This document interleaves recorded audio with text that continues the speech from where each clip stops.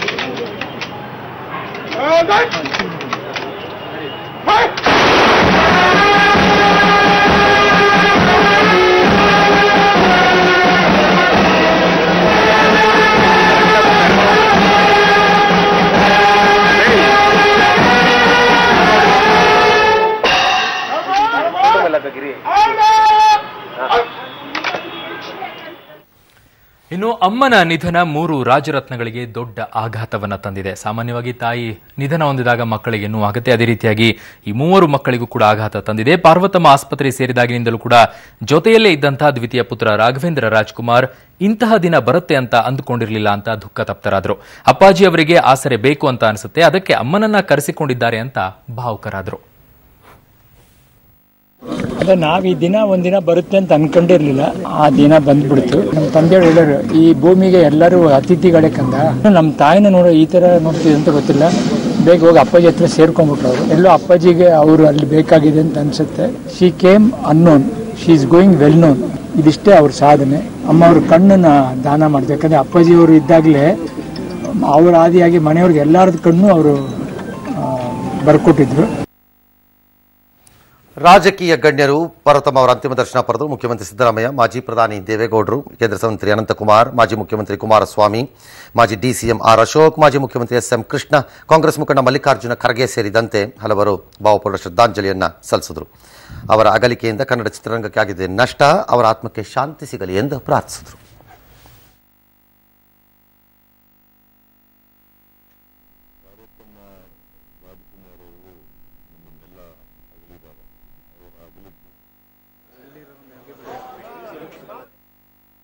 ಪಾರ್ವತಮ್ಮ ರಾಜ್ಕುಮಾರ್ ಅವರು ನಮ್ಮನ್ನೆಲ್ಲ ಅಗಲಿದ್ದಾರೆ. ಅವರ ಅಗಲಿಕೆಯಿಂದ ಕನ್ನಡ ಚಲನಚಿತ್ರ ರಂಗಕ್ಕೆ ಅಪಾರವಾದಂತ ನಷ್ಟ ಆಗಿದೆ. ಪಾರ್ವತಮ್ಮನವರ ನಿಧನ ಚಲನಚಿತ್ರದ ಜಗತ್ತಿನಲ್ಲಿ ಒಂದು ಇವತ್ತು ಸೂರ್ಯಕಿರಣ ಕಳಚಿ ಹೋಗಿದೆ. ಅವರ ಆತ್ಮಕ್ಕೆ ಭಗವಂತ ಚಿರಶಾಂತಿಯನ್ನು ಕೊಡಲಿ ಅಂತೇಳಿ ಪ್ರಾರ್ಥನೆ ಮಾಡ್ತೇನೆ.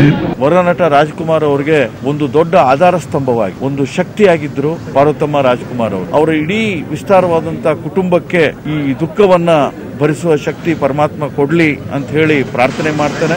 ಪಾರ್ವತಮ್ಮ ರಾಜ್ಕುಮಾರ್ ಅವರು ಇವತ್ತು ನಿಧನ ಆಗಿರ್ತಕ್ಕಂಥದ್ದು ಕನ್ನಡ ಚಿತ್ರರಂಗಕ್ಕಷ್ಟೇ ಅಲ್ಲ, ನಾಡಿನ ಜನತೆಗೆ ಅತ್ಯಂತ ಆಘಾತವನ್ನು ಉಂಟು ಮಾಡಿರ್ತಕ್ಕಂಥ ಒಂದು ದುಃಖಕರವಾದಂತಹ ಘಟನೆ. ಇವತ್ತು ಕನ್ನಡ ಚಿತ್ರರಂಗದ ಮತ್ತೊಂದು ಬೃಹತ್ ಶಕ್ತಿಯನ್ನು ನಾವು ಕಳ್ಕೊಂಡಿದ್ದೇವೆ.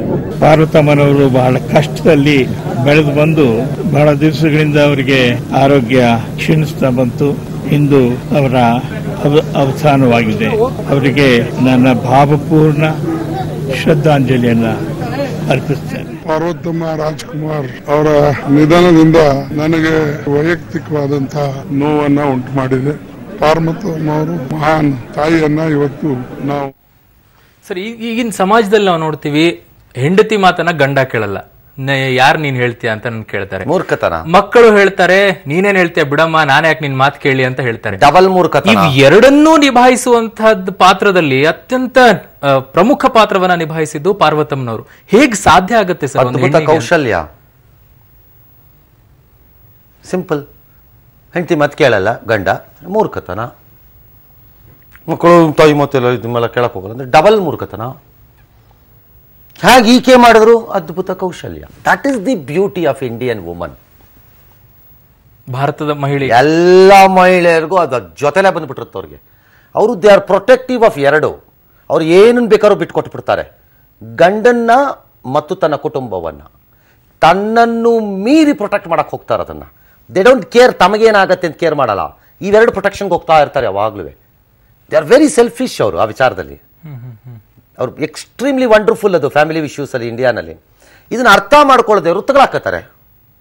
ಹೆಂಡ್ತಿ ಅಂದ್ರೆ ಏನು ಹೆಂಡ್ತಿ ಇಳಿದ್ದೆಲ್ಲ ಕೇಳೋದಿಲ್ಲ. You should listen to the other side because that is what it is said. They can think better.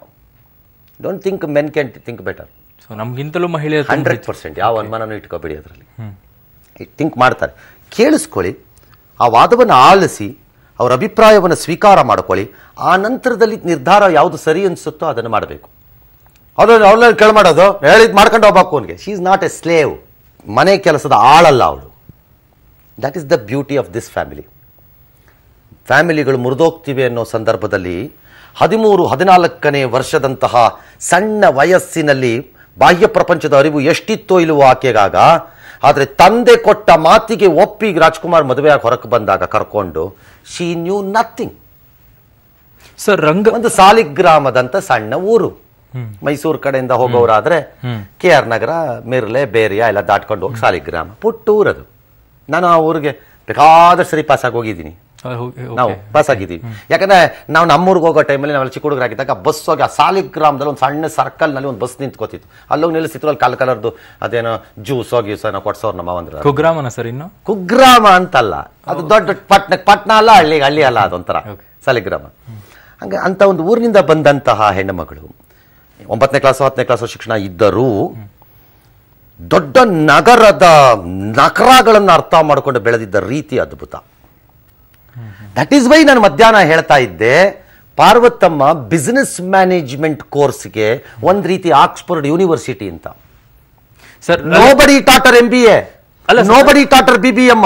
ಅದನ್ನೇ ಕೇಳ್ತಾ ಇದೀನಿ ಸರ್. ರಂಗಭೂಮಿ ಗಂಧಗಾಳಿ ಗೊತ್ತಿಲ್ಲ, ಸಿನಿಮಾ ಬಗ್ಗೆ ಒಂದು ಹಳ್ಳಿ ಬದುಕು ಏನೇನನ್ನ ಕಳಿಸತ್ತೆ ಅಂದ್ರೆ ಗ್ರಾಮೀಣ ಬದುಕಿನ ಸೊಗಡೆ ಅದು. ನಿಮ್ಮ ನಗರ ಪ್ರದೇಶದ ಬದುಕನ್ನು ಕಲಿಸದೇ ಇರ್ಬೋದು, ಆದರೆ ಬದುಕನ್ನು ಹೇಗೆ ನಡೆಸಬೇಕು ಅನ್ನೋದನ್ನು ಕಲಿಸಿರುತ್ತದೆ ಹೆಣ್ಮಕ್ಕಳಲ್ಲಿ. ಎರಡನೇದು, ಒಂದು ಆ ಗ್ರಾಮದಿಂದ ಬಂದ ಒಂದು ಹೆಣ್ಣು ಮಗಳು ಇಂತಹ ಬೆಂಗಳೂರು ಅಥವಾ ಮದ್ರಾಸಿನಂತಹ ಊರುಗಳನ್ನು ಎದುರಿಸಿ ನಿಂತು ಆ ಶಕ್ತಿಗಳ ವಿರುದ್ಧ ಹೋರಾಡಿಕೊಂಡು ತನ್ನ ಸಾಮ್ರಾಜ್ಯವನ್ನು ಕಟ್ಟೋ ಕೆಲಸ ಇದೆಯಲ್ಲ, ಹಿಂದ್ಗಡೆ ನಿಂತು. She was not A heroine. ಸಂಜೆ ಹೇಳ್ತಾ ಇದ್ದೆ, she was not A heroine. ದೊಡ್ಡ ಹೀರೋಯಿನ್ ಅಲ್ಲ ಸ್ಕ್ರೀನಲ್ಲಿ. ಏನ್ ಎಲ್ಲ ಕಮಾಂಡ್ ಮಾಡ್ಕೊಂಡ್ಬಿಡ್ತೀನಿ ಅನ್ನಕ್ಕೆ ರೀಲ್ ಹೀರೋ ಅಲ್ಲ. ಮನಸ್ಸು ಮಾಡಿದ್ರೆ ಯಾವ್ದೋ ಒಂದು 4 ಪಾತ್ರನೂ ಬೇಕಾದ್ರೆ ಮಾಡ್ಬೋದಾಗಿತ್ತು, ಯಾರು ತಡೆಯಕ್ಕಾಗ್ತಿರ್ಲಿಲ್ಲ. But she remain back but built. ಧೈರ್ಯ ಹೇಗೆ ಬಂತು ಸರ್? ಎಕ್ಸಾಕ್ಟ್ಲಿ, ಯಾವಾಗ್ಲೂ ಅಷ್ಟೇ.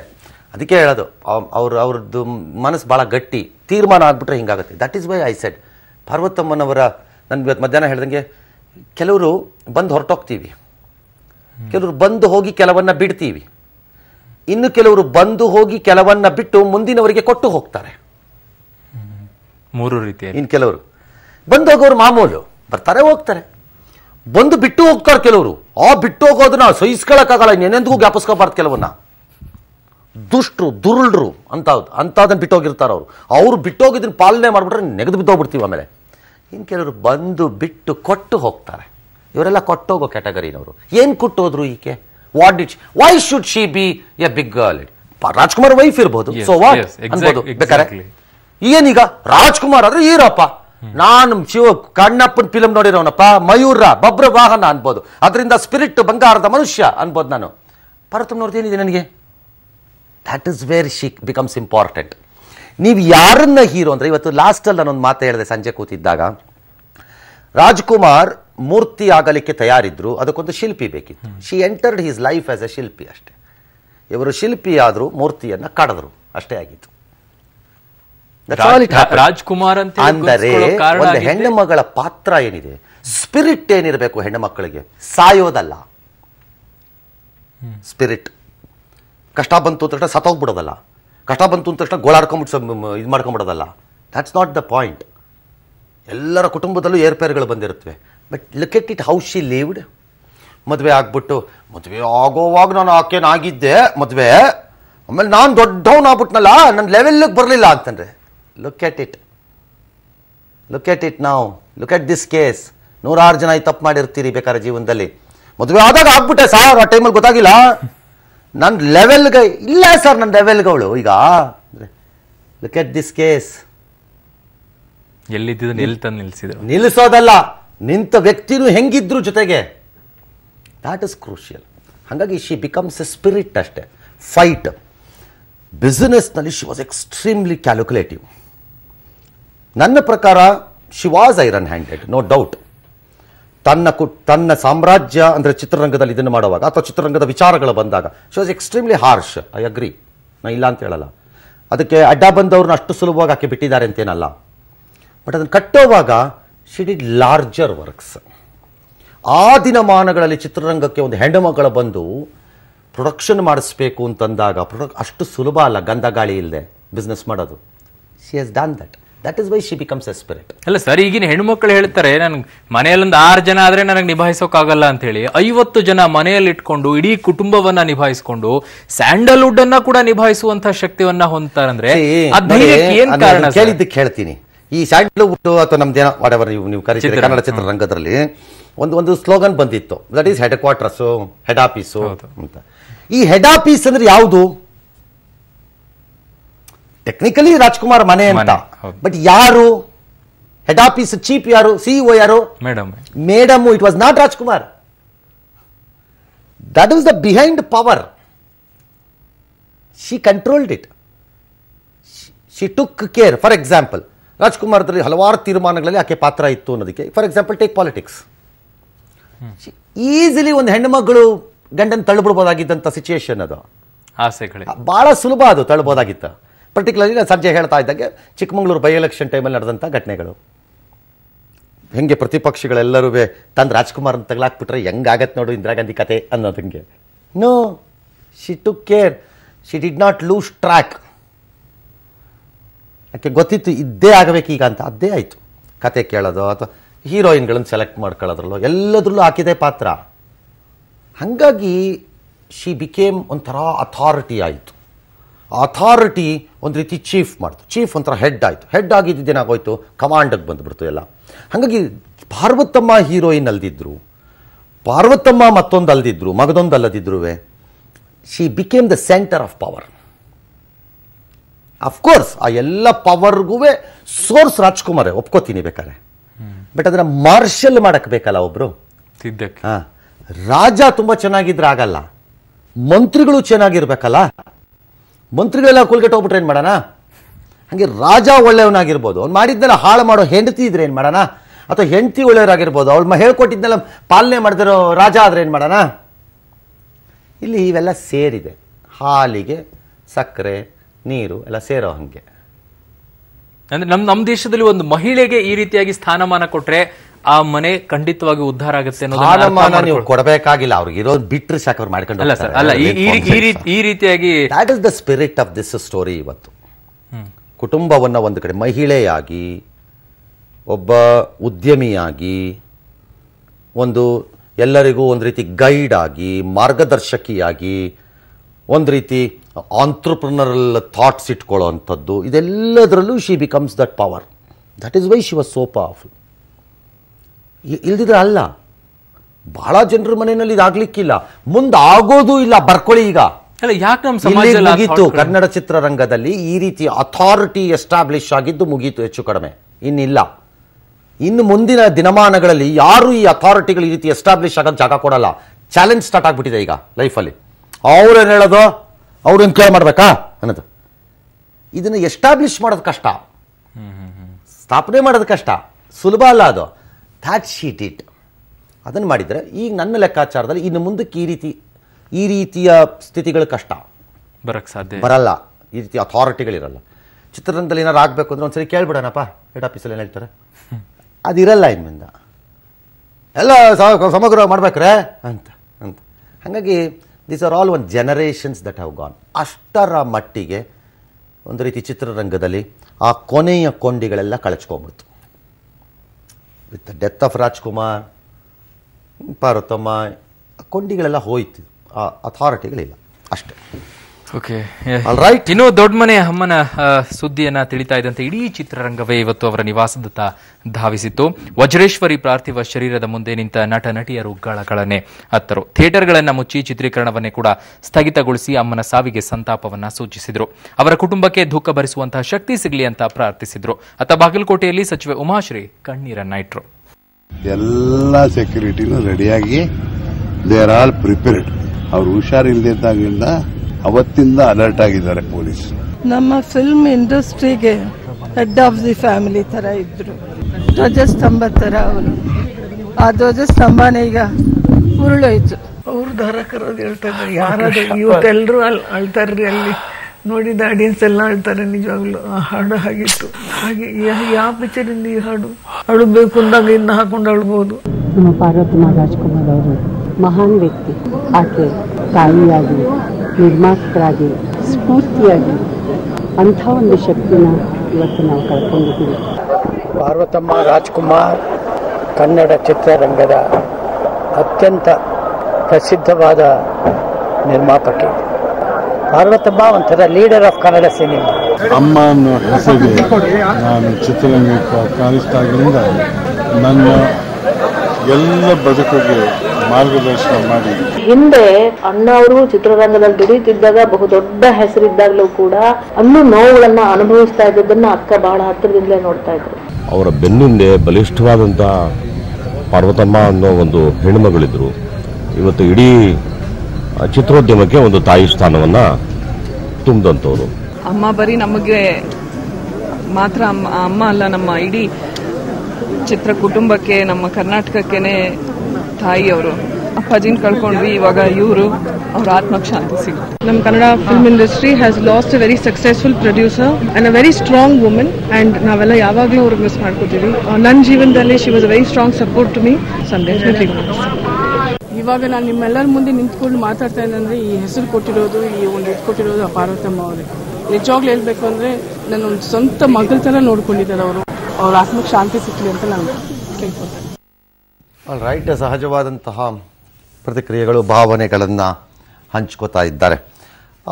ಈ ಕುರಿತ ಇನ್ನಷ್ಟು ಮಾಹಿತಿಗಳು ಮತ್ತು ಉಳಿದ ಮಾಹಿತಿಗಳ ಕಡೆಗೆ ನಾವು ಹೋಗೋಣ. ಅಲ್ಲಿಗೆ ಇವತ್ತು ಒಂದು ಮುಗಿತು. 16 ದಿನಗಳ ಕಾಲ, ದೀರ್ಘಕಾಲ ಆಕೆ ತನ್ನ ವಾಟ್ ಎವರ್ ಆ ಸಂಕಟವನ್ನು ಅನುಭವಿಸ್ತಾನೆ ಇದ್ದರು. ಇವತ್ತು ಎಲ್ಲವೂ ಮುಗೀತು. ಸಂಜೆ ಕಂಠೀರವ ಸ್ಟುಡಿಯೋದಲ್ಲಿ mostly Raghavendra Rajkumar was right. ಬೇಕಾಗಿದೆ, ಸಾಕು ಬಾ ನೀನು ಅಂತ ಅನ್ಕೊಂಬಿಟ್ರು ಏನೋ. I think that's the most appropriate beautiful thing. But again ಬಿಟ್ಟೋಗಿರೋದೇನು ಅಂತಂದರೆ the spirit of a lady. ಗ್ರಾಮ, ಕುಗ್ರಾಮ, ಯಾವ ಗ್ರಾಮದಿಂದ ಬಂದರೂ ಏನು ಬೇಕಾದರೂ ಆಗಬಹುದು ಮನಸ್ಸಿದ್ರೆ, ಛಲ ಇದ್ದರೆ. ಅದಕ್ಕೆ ಶಿ ವಾಸ್ ಎ ಸಿಂಬಲ್. 16 ದಿನಗಳಿಂದ ವೈದ್ಯರು ಅನ್ಕೋತಾ ಇದ್ದಿದ್ದು ರಿಕವರಿ ಆಗಬಹುದು ಅಂತ. ಹಾಗಾಗಿ ವೆಂಟಿಲೇಟರ್ನಲ್ಲಿ ಇದ್ದರೂ ಯಾವ ನಿರ್ಧಾರಗಳನ್ನು ಯಾರೂ ತಗೋತಿರಲಿಲ್ಲ. ಕಾರಣ ರಿಕವರಿ ಆಗಬಹುದು ಅನ್ನೋದು ಅವರ ನಿರೀಕ್ಷೆ ಇತ್ತು. ಅವ್ರಿಗೂ ಅದೇ ಹೋಪ್ ಇತ್ತಂತೆ. ಆದರೆ ಇವತ್ತು ಬೆಳಗಿನ ಜಾವದಲ್ಲಿ ಅದು ಕಾರ್ಡಿಯಾಕ್ ಅರೆಸ್ಟ್ ಆದಾಗ, ಅಂದರೆ ಹೃದಯಾಘಾತ ಆದಾಗ ಅವ್ರ ಕೈಯೆಲ್ಲ ಚೆಲ್ಲಿದ್ರು. ಬಿಕಾಸ್ ಅವ್ರ ಕೈಲೇನೂ ಆಗಲಿಲ್ಲ. ಡಾಕ್ಟ್ರೂ ಕೂಡ ಭಾವುಕರಾಗಿದ್ರು ಬೆಳಗ್ಗೆ ಅವರ ಈ ವಿಷಯವನ್ನು ನಮ್ಮ ಪ್ರತಿನಿಧಿ ಜೊತೆ ಹಂಚಿಕೊಂಡಾಗ. ಪವಿತ್ರ ಮಾತಾಡಿದ್ಲು ನೋಡಿ. ನಿರ್ಮಾಪಕಿ ಡಾಕ್ಟರ್ ಪಾರ್ವತಮ್ಮ ಅವರು ಡಾಕ್ಟರ್ ರಾಜ್ ಅವರ ಪತ್ನಿ ಇಂದು ವಿಧಿವಶರಾಗಿದ್ದಾರೆ. ರಾಮಯ್ಯ ಆಸ್ಪತ್ರೆಯಲ್ಲಿ ಸಾಕಷ್ಟು ದಿನಗಳ ಕಾಲ ಚಿಕಿತ್ಸೆಯನ್ನು ಕೂಡ ಪಡಿತಾ ಇದ್ರು. ಈ ಬಗ್ಗೆ ಮಾತನಾಡೋದಕ್ಕೆ ರಾಮಯ್ಯ ಆಸ್ಪತ್ರೆಯ ಪ್ರೆಸಿಡೆಂಟ್ ಆದ್ರ ಡಾಕ್ಟರ್ ನರೇಂದ್ರ ಶೆಟ್ಟಿ ನಮ್ಮ ಜೊತೆ ಇದ್ದಾರೆ. ಡಾಕ್ಟರ್, ಆಕ್ಚುಲಿ ಅಂದ್ರೆ ನಿನ್ನೆ ಒಂದ್ ಸ್ವಲ್ಪ ಅಲರ್ಟ್ ಆಗಿದ್ರು, ಒಂದಿಷ್ಟು ರೆಸ್ಪಾನ್ಸ್ ಮಾಡ್ತಾ ಇದ್ರು, ಮಾತಾಡ್ತಾ ಇದ್ರು ಅಂತ ಮಾತು ಹೇಳಿದ್ರು. ಸೊ ಸಡನ್ ಆಗಿ ಇವತ್ತಿದಾಗಿರುತ್ತೆ. ನಿಮ್ಗೆ ಗೊತ್ತಿರಬಹುದು, ಅವ್ರಿಗೆ ಮೊದಲಿಂದ ಕ್ಯಾನ್ಸರ್ ಆಫ್ ದ ಬ್ರೆಸ್ಟ್ ಇತ್ತು. ಹಾಗೆಯೇ ಅದು ಲಿವರ್ಗೆ ಹಾಗೆಯೇ ಲಂಗ್ಸ್ಗೆ ಸ್ಪ್ರೆಡ್ ಆಗಿತ್ತು. So that problem is always there. ಅದಕ್ಕೋಸ್ಕರ ಅವ್ರದ್ದು main 2 organs was compromised. But recently ಅವ್ರ ವೆಂಟಿಲೇಟರ್ ಹೋದ್ಮೇಲೆ last 2-3 days actually she was very alert. ಕಣ್ಣು ಓಪನ್ ಮಾಡಿ ಅಟೆಂಪ್ಟಿಂಗ್ ಟು ಟಾಕ್ ಅದೆಲ್ಲ ಮಾಡ್ತಾಯಿದ್ರು. ಇನ್ನು ರಾತ್ರಿ 10 ಗಂಟೆ ಆದಮೇಲೆ ಬ್ಲಡ್ ಪ್ರೆಷರ್ ಹಾಗೆಯೇ ಪಲ್ಸ್ ಡ್ರಾಪ್ ಆಗಲಿಕ್ಕೆ ಸ್ಟಾರ್ಟ್ ಆಗಿತ್ತು. ಸೊ ನಾವೆಲ್ಲ ಇದ್ವಿ. ಫಿಸಿಷಿಯನ್ ಡಾಕ್ಟರ್ ಸಂಜಯ್ ಕುಲಕರ್ಣಿ ಅವ್ರನ್ನೂ ಇದ್ದರು, ಅಲಾಂಗ್ ವಿತ್ ಇಂಟೆನ್ಸಿವಿಸ್ಟ್. ಎಲ್ಲ ಪ್ರಯತ್ನ ಮಾಡಿದ್ರು. ಅಬೌಟ್ 4:30 ಅವ್ರಿಗೆ ಕಾರ್ಡಿಯಕ್ ಅರೆಸ್ಟ್ ಆಯಿತು. 4:30 ಅರೆಸ್ಟ್ ಆದಮೇಲೆ ಎಲ್ಲ ರೆಸಿಸ್ಟಿವ್ ಮೆಷರ್ಸ್ ತಗೊಂಡ್ಮೇಲೆ ಏನು ಇಂಪ್ರೂವ್ ಆಗಿಲ್ಲ, ಹಾರ್ಟ್ ಬೀಟ್ ಇಂಪ್ರೂವ್ ಆಗಿಲ್ಲ. 4:40 it was declared that she is left world. Finally ನಾವು ಏನಾದರೆ ಇವರು ಹ್ಯೂಮನ್ ಬೀಯಿಂಗ್ಸ್, ಡಾಕ್ಟರ್ಸ್ ಆದ್ರೇ God has its own ways of doing things. But the last 2-3 days ನೋಡುವಾಗ though she was on dialysis, but ಅವ್ರದ್ದು brain function was better, and that was the good thing about it. ಅಂದರೆ she used to identify her children, ಅದು ಕಣ್ಣು ನೋಡಿಕೊಂಡು ಕೈ ಅಲ್ಲಾಡಿಸ್ತಾ ಇದ್ರು. So those are good things about that part. ಅವ್ರನ್ನ unconscious ಆಗಿ totally ಏನು ಗೊತ್ತಿಲ್ಲ ಅಂತ ಆ ಥರ ಇರಲಿಲ್ಲ. ಅವರು ಫೈನಲಿ ದೇವರ ಕೈಯಲ್ಲಿ ಇರೋದು ಎಲ್ಲ. ನಾವು ಏನೇನು ಮಾಡ್ಬೇಕಂತ ಮಾಡಿದೀವಿ. ಹಾಗೆಯೇ ನಮ್ಮ ಡಾಕ್ಟರ್ಸ್ ತುಂಬ ಆ್ಯಕ್ಚುಲಿ ಪ್ರಯತ್ನ ಮಾಡಿದರು. ಆಮೇಲೆ ನಮ್ಮ ಕೆಲಸ ನಾವು ಮಾಡಲೇಬೇಕು, ಆಮೇಲೆ ದೇವರ ಮೇಲೆ ಬಿಡೋದು. ವೈದ್ಯರ ಮಾತು. ಕ್ಯಾಮ್ರಾ ಪರ್ಸನ್ ರವಿ ಜೊತೆ. All right. ಪಾರ್ವತಮ್ಮನವರ ಸಾಮಾನ್ಯ ಕುಟುಂಬದಿಂದ ಬಂದವರು ಅಂತ ನಾನು ಆಗಲೇ ಹೇಳ್ತಿದ್ದೆ. ಮಕ್ಕಳ ಜೊತೆ 50 ಜನ ಇರೋದ್ರಿಂದ ದೊಡ್ಡ ಮನೆ ಆಯ್ತದು, ದೊಡ್ಡ ಮನೆ ದೀಪವಾದರು ಡ್ಯಾಶ್ ಡ್ಯಾಶ್. ಬಾಲ್ಯ ನೋಡಿದರೆ 39ರಲ್ಲಿ ಮೈಸೂರಿನ ಸಾಲಿಗ್ರಾಮನ ಹೇಳ್ತಿದ್ದೆ ಊರಿನ ಬಗ್ಗೆ. ನಂಜನಗೂಡಿನಲ್ಲಿ ರಾಜ್ಕುಮಾರ್ ಜೊತೆ ಕಲ್ಯಾಣ ಆಯಿತು 1953ರಲ್ಲಿ. ಆಗ ಅವ್ರ ತಂದೆ ಇರಲಿಲ್ಲ. ಆ್ಯಕ್ಚುಲಿ ಅವರ ತಂದೆ ಈ ಮದುವೆನ ಸೆಟ್ ಮಾಡಿ ಹೋದವರು, ಆದರೆ ಅವರು ಇರಲಿಲ್ಲ. ವಜ್ರೇಶ್ವರಿ ತ್ರಿಮೂರ್ತಿ ಸಿನಿಮಾದ ಮೂಲಕ ನಿರ್ಮಾಪಕಿ ಆದರು. ಅದಾಗಿದ್ದು ಒಂದು ಕಾರಣ ಇದೆ, ಆಮೇಲೆ ಎಲ್ಲರೂ ಬರ್ಬೋದು ಆ ಸ್ಟೋರಿ ನೋಡೋಣ, ಬಂದರೂ ಬರ್ಬೋದು. ಯಾಕಾದರೂ ಅನ್ನೋಕ್ಕೆ ಪರಿಸ್ಥಿತಿಗಳ ಪಿತೂರಿನೂ ಇರಬಹುದು. ಯಾಕೆ ಆಕೆಯನ್ನು ಈ ಪರಿಸ್ಥಿತಿಗೆ ತಂತು ಅಂತ. ರಿಯಲ್ ಪಾರ್ವತಮ್ಮ ಅದು ಬಿಸ್ನೆಸ್ಸಿನ ಬ್ರಿಲಿಯನ್ಸು ಎಕ್ಸಿಬಿಟ್ ಆಗಿದ್ದೇ ಇಲ್ಲಿಂದನೇ ಸ್ಟಾರ್ಟ್ ಆಗಿದ್ದ ಆ ಬ್ರಿಲಿಯನ್ಸು. ಅದು ಇಟ್ ವೆಂಟ್ ಟು ವೇರಿಯಸ್ ಹಲವಾರು ಹಂತಗಳನ್ನು ತಲುಪಿತು. 80ರಲ್ಲಿ ವಜ್ರೇಶ್ವರಿ ಕಂಬೈನ್ಸ್ ಸ್ಥಾಪನೆ. ಮೇ 14 ಆಸ್ಪತ್ರೆಗೆ ದಾಖಲಾಗಿದ್ದರು. ಇವತ್ತು ನಿಧನರಾದರು.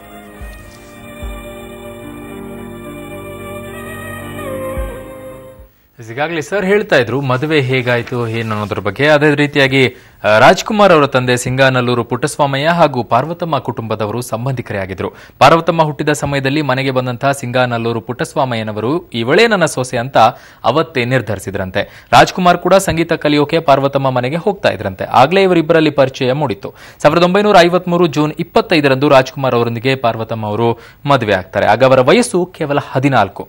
ರಾಜ್ಕುಮಾರ್ ಅವರ ವಯಸ್ಸು 24. ನಂಜನಗೂಡಿನ ರಾಣಪ್ಪ ಛತ್ರದಲ್ಲಿ ಇವರಿಬ್ಬರ ಮದುವೆ ಆಗಿರುತ್ತೆ. ಆದರೆ ದುರಾದೃಷ್ಟ ಅಂದ್ರೆ ರಾಜ್ಕುಮಾರ್ ಅವರ ತಂದೆ ಪುಟ್ಟಸ್ವಾಮಯ್ಯ ಈ ಮದುವೆಗೂ ಮುಂಚೆ ವಿಧಿವಶರಾಗಿರ್ತಾರೆ.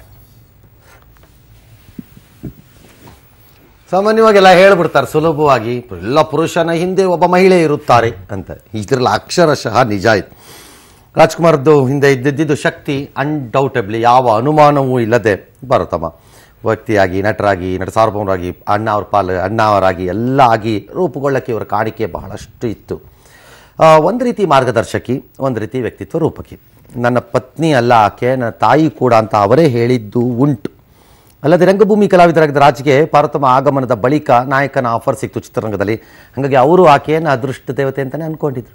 ಸರ್ ಕೆಲವೊಂದು ಟೈಮ್ ಹಿಂಗೆ ಆಗುತ್ತೆ ಸರ್, ಮದುವೆ ಆದ ತಕ್ಷಣ ಹೆಂಡತಿ ಕಾಲ್ಗುಣದಿಂದನೇ ಬದಲಾಯಿತು ಅಂತ ಹೇಳ್ತಾರೆ. ಕೆಟ್ಟದಾದ ತಕ್ಷಣ ಕೆಟ್ಟಗುಣ ಅನ್ಬಿಡ್ತೀರಾ ಸರ್? ಒಳ್ಳೇದಾದ್ರೆ ಮಾತ್ರ. ಅದು ಮಾಡ್ತಾರಲ್ಲ ನಮ್ಮವರು, ಅದು ಮಾಡ್ತಾರಲ್ಲ. ಬಂದಿದ್ದ ಟೈಮು ಅಂದ್ರೆ ಏನು ಬಂದಿದ್ದ ಟೈಮು? ನಮಗೆ ಮಾಡೋಕ್ಕೆ ಯೋಗ್ಯತೆ ಇದ್ದರೆ ಆಗಬೇಕು ಅಂತಿದ್ರೆ ಆಗತ್ತಪ್ಪ. ಅವ್ರು ಬಂದಿದ್ದರಿಂದ ಕೆಟ್ಟದು, ಬಂದಿದ್ದರಿಂದ ಒಳ್ಳೇದು ಅಲ್ಲ. ಒಳ್ಳೇದಾದರೆ ಸಂತೋಷ ಪಟ್ಕೊಳ್ಳಿ, ಕೆಟ್ಟದಾದ್ರೆ ಅದನ್ನ ಕಿಡ್ಕೊಂಡವ್ರಿಗೆ ಜಗ್ಗಾಡ್ತೀರಿ, ಪ್ರಾಣ ತಿಂತೀರಿ ಅವ್ರಗಳಿಗೆ. ಓಕೆ, ಇನ್ನು ರಾಜ್ಕುಮಾರ್ ಜೊತೆ ಸಿನಿಮಾ ಮಾಡಿದ್ರೆ ನಿರ್ಮಾಪಕರಿಗೆ ನಷ್ಟವಾಗುತ್ತೆ ಅನ್ನೋ ಮಾತು ಕೇಳಿ ಬಂದಾಗ ರಾಜ್ ಬೇಸರಗೊಂಡಿದ್ರು. ನಮಗೆ ಸಿನಿಮಾ ಬೇಡ, ಊರಿಗೆ ಹೋಗಿ ಕೃಷಿ ಮಾಡೋಣ, ಬದುಕು ಕಟ್ಕೊಳ್ಳೋಣ ಅಂತೇಳಿ ರಾಜ್ ಅವತ್ತೇ ನಿರ್ಧರಿಸಿರ್ತಾರೆ. ಆದ್ರೆ ಅಂತಹ ಸಮಯದಲ್ಲೇ ರಾಜ್ ಅವರಿಗೆ ಸಮಾಧಾನ ಪಡಿಸಿದ್ದು ಪಾರ್ವತಮ್ಮನವರು. ಅವರ ದಿಟ್ಟ ನಿರ್ಧಾರ ತೆಗೆದುಕೊಂಡು 1980ರಲ್ಲಿ ವಜ್ರೇಶ್ವರಿ ಕಂಬೈನ್ಸ್ ಅನ್ನ ಸ್ಥಾಪಿಸುತ್ತಾರೆ. ಪತಿ ಮಕ್ಕಳದ್ದು ಸೇರಿ 80ಕ್ಕೂ ಹೆಚ್ಚು ಚಿತ್ರವನ್ನ ನಿರ್ಮಿಸುತ್ತಾರೆ. ಸದಭಿರುಚಿಯ ರಂಜನೀಯ ಚಿತ್ರಗಳನ್ನ ನಿರ್ಮಾಣ ಮಾಡಿದಂತಹ ಅವರು ಕಥಾವಸ್ತು ಆಯ್ಕೆಯಲ್ಲಿ ನಿಷ್ಣಾತಿ ಅಂತ ಅನಿಸಿಕೊಳ್ತಾರೆ. ಕಥೆಯೇ ಅವರ ಚಿತ್ರಗಳ ಜೀವಾಳವಾಗಿತ್ತು ಮತ್ತು ಯಶಸ್ಸಿನ ಗುಟ್ಟಾಗಿತ್ತು. ಪಾರ್ವತಮ್ಮ ಹುಟ್ಟುಹಾಕಿದ್ದ ವಜ್ರೇಶ್ವರಿ ಕಂಬೈನ್ಸ್ನಲ್ಲಿ ಮೊದಲ ಚಿತ್ರ ರಾಜ್ ನಾಯಕರಾಗಿ ಅಭಿನಯಿಸಿದ್ದ ತ್ರಿಮೂರ್ತಿ ಭಾರಿ ಯಶಸ್ಸನ್ನ ಕಾಣುತ್ತೆ. ಆ ಬಳಿಕ ಒಂದರ ಹಿಂದೆ ಒಂದು ಯಶಸ್ವಿ ಚಿತ್ರಗಳನ್ನ ಸ್ಯಾಂಡಲ್ವುಡ್ಗೆ ಕೊಡುಗೆಯಾಗಿ ನೀಡ್ತಾರೆ. ವಜ್ರೇಶ್ವರಿ ಕಂಬೈನ್ಸ್, ಪೂರ್ಣಿಮಾ ಎಂಟರ್ಪ್ರೈಸಸ್ ಮೂಲಕ ಬಂದಂತಹ ಶಂಕರ್ ಗುರು, ಜೀವನ ಚೈತ್ರ, ಜನುಮದ ಜೋಡಿ, ನಂಜುಂಡಿ ಕಲ್ಯಾಣ ಚಿತ್ರಗಳು ವರ್ಷ ಪ್ರದರ್ಶನವನ್ನ ಕಾಣ್ತವೆ. 16 ಚಿತ್ರಗಳು 25 ವಾರಗಳ ಪ್ರದರ್ಶನವನ್ನ ಕಾಣ್ತವೆ. ಇನ್ನು 35 ಚಿತ್ರಗಳು ಶತ ದಿನೋತ್ಸವವನ್ನ ಆಚರಿಸಿಕೊಳ್ತವೆ. ತ್ರಿಮೂರ್ತಿಯಿಂದ ಹಿಡಿದು ಮೊಮ್ಮಗ ವಿನಯ್ ಚಿತ್ರ ರನ್ ಆಂಟೋನಿವರೆಗೂ ಕೂಡ 90%ಕ್ಕೂ ಹೆಚ್ಚು ಹಿಟ್ ಚಿತ್ರಗಳನ್ನ ಕೊಡ್ತಾರೆ. ಸರ್, ಇದೊಂದು ಕುತೂಹಲ ನನಗೆ. ಈ ವಜ್ರೇಶ್ವರಿ ಕಂಬೈನ್ಸ್ ಅನ್ನ ಸ್ಥಾಪನೆ ಮಾಡೋಕೆ ಒಂದು ಕಾರಣ ಇದೆ ಅಂತ ಹೇಳಿದ್ರೆ, ಅದೇ ಈ ಕಾರಣ ಈಗ ನೀವೇ ಹೇಳಿದ್ರಲ್ಲ, ಎಲ್ಲ ಹತ್ರ ಗುಸು ಇತ್ತು. ಅವ್ರಿಗೆ ಒಂದು ಅಂಡರ್ಸ್ಟ್ಯಾಂಡಿಂಗ್ ಬಂತು. ರಾಜ್ಕುಮಾರ್ ಅವರ ಶಕ್ತಿಯನ್ನ ಅಥವಾ ಜನಪ್ರಿಯತೆಗಳನ್ನ ಬಳಸ್ಕೊಂಡವರು ಅದಕ್ಕೆ ಕೃತಜ್ಞತೆಯನ್ನ ತೋರಿಸ್ತಾ ಇಲ್ಲ, ಅವ್ರನ್ನ ಬಳಸ್ಕೊಳ್ತಾ ಇದ್ರು, ಮಿಸ್ಯೂಸ್ ಮಾಡ್ಕೋತಿರಬಹುದೇನೋ, ಎಲ್ಲವೂ ಕಾಡ್ತಾ ಇತ್ತು. ಅಂಡ್ ಶಿ ಕ್ವಿಕ್ಲಿ ಅಂಡರ್ಸ್ಟುಡ್ ಇದಕ್ಕೆ ಆನ್ಸರ್ ಆಗಬೇಕು ಅಂತ. ಹಾಗಾಗಿ ಸ್ಟಾರ್ಟ್ ಆಯ್ತು, ಅದಾಯ್ತು, ಅಷ್ಟೇ ಆಗಿದ್ದಿತ್ತು. ಒಂದು ಹೆಣ್ಣು ಮಗಳು, ಬಹುಶಃ ಅದೇ ಪತಿಯ 35 ಸಿನಿಮಾನ ನಿರ್ಮಿಸಿದ ಹೆಣ್ಣು ಅಂತಂದರೆ ಪಾರ್ವತಮ್ಮ ಒಬ್ಬರೇ ಇರಬೇಕು ಅಂತ ಗಟ್ಟಿಗಿತ್ತಿ ಕಾಲ್ ಶೀಟ್ ಪಡೆಯೋದಕ್ಕೆಲ್ಲ ಇದ್ದಾಗ ನಾನು ಹೇಳ್ದಂಗೆ ಅದೇ ಸುಳ್ಳು ಸುದ್ದಿ ಹಬ್ಬಿದ್ದು ಡ್ಯಾಶ್ ಆಗಿ ಅಂತಿಮವಾಗಿ ಆಕೆ ಎಲ್ಲರಿಗೂ ಉತ್ತರವನ್ನು ಕೊಟ್ಟರು. ಅಷ್ಟೇ ಅಲ್ಲ, ಕುಟುಂಬದ ಬಹಳಷ್ಟು ಜನರ ಏಳಿಗೆಗೆ ಅಥವಾ ಇನ್ನಿತರರ ಏಳಿಗೆಗೂ ಒಂದು ರೀತಿ ಅವರೇ ಮಾರ್ಗದರ್ಶಕಿಯಾದರು.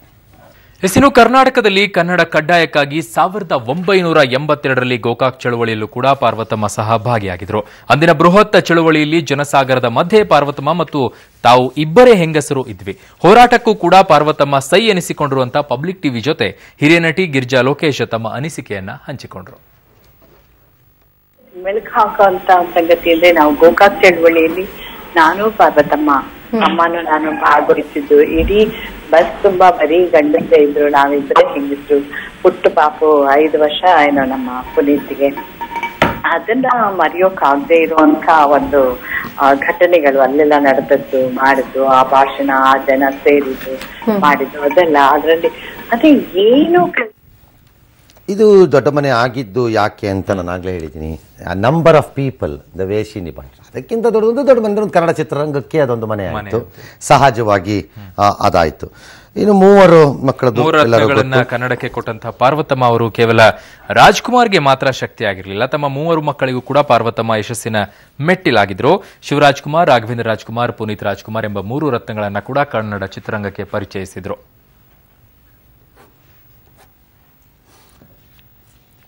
ಬಹಳ ಇದು ಮುಂದಕ್ಕೆ ಹೋಗೋಣ, ಹೀರೋಯಿನ್ಸ್ ಹೋಗೋಣ ಇವಾಗ. ಆಲ್ ರೈಟ್, ಪಾರ್ವತಮ್ಮನವ್ರದ್ದು ಒಂದು ಏನು ಅಂತಂದ್ರೆ, ಕಥೆನ ತಾನೇ ಕೇಳ್ತಿದ್ರು, ಹೀರೋಯಿನ್ ಸೆಲೆಕ್ಷನ್ ತಾನೇ ಮಾಡ್ತಿದ್ರು.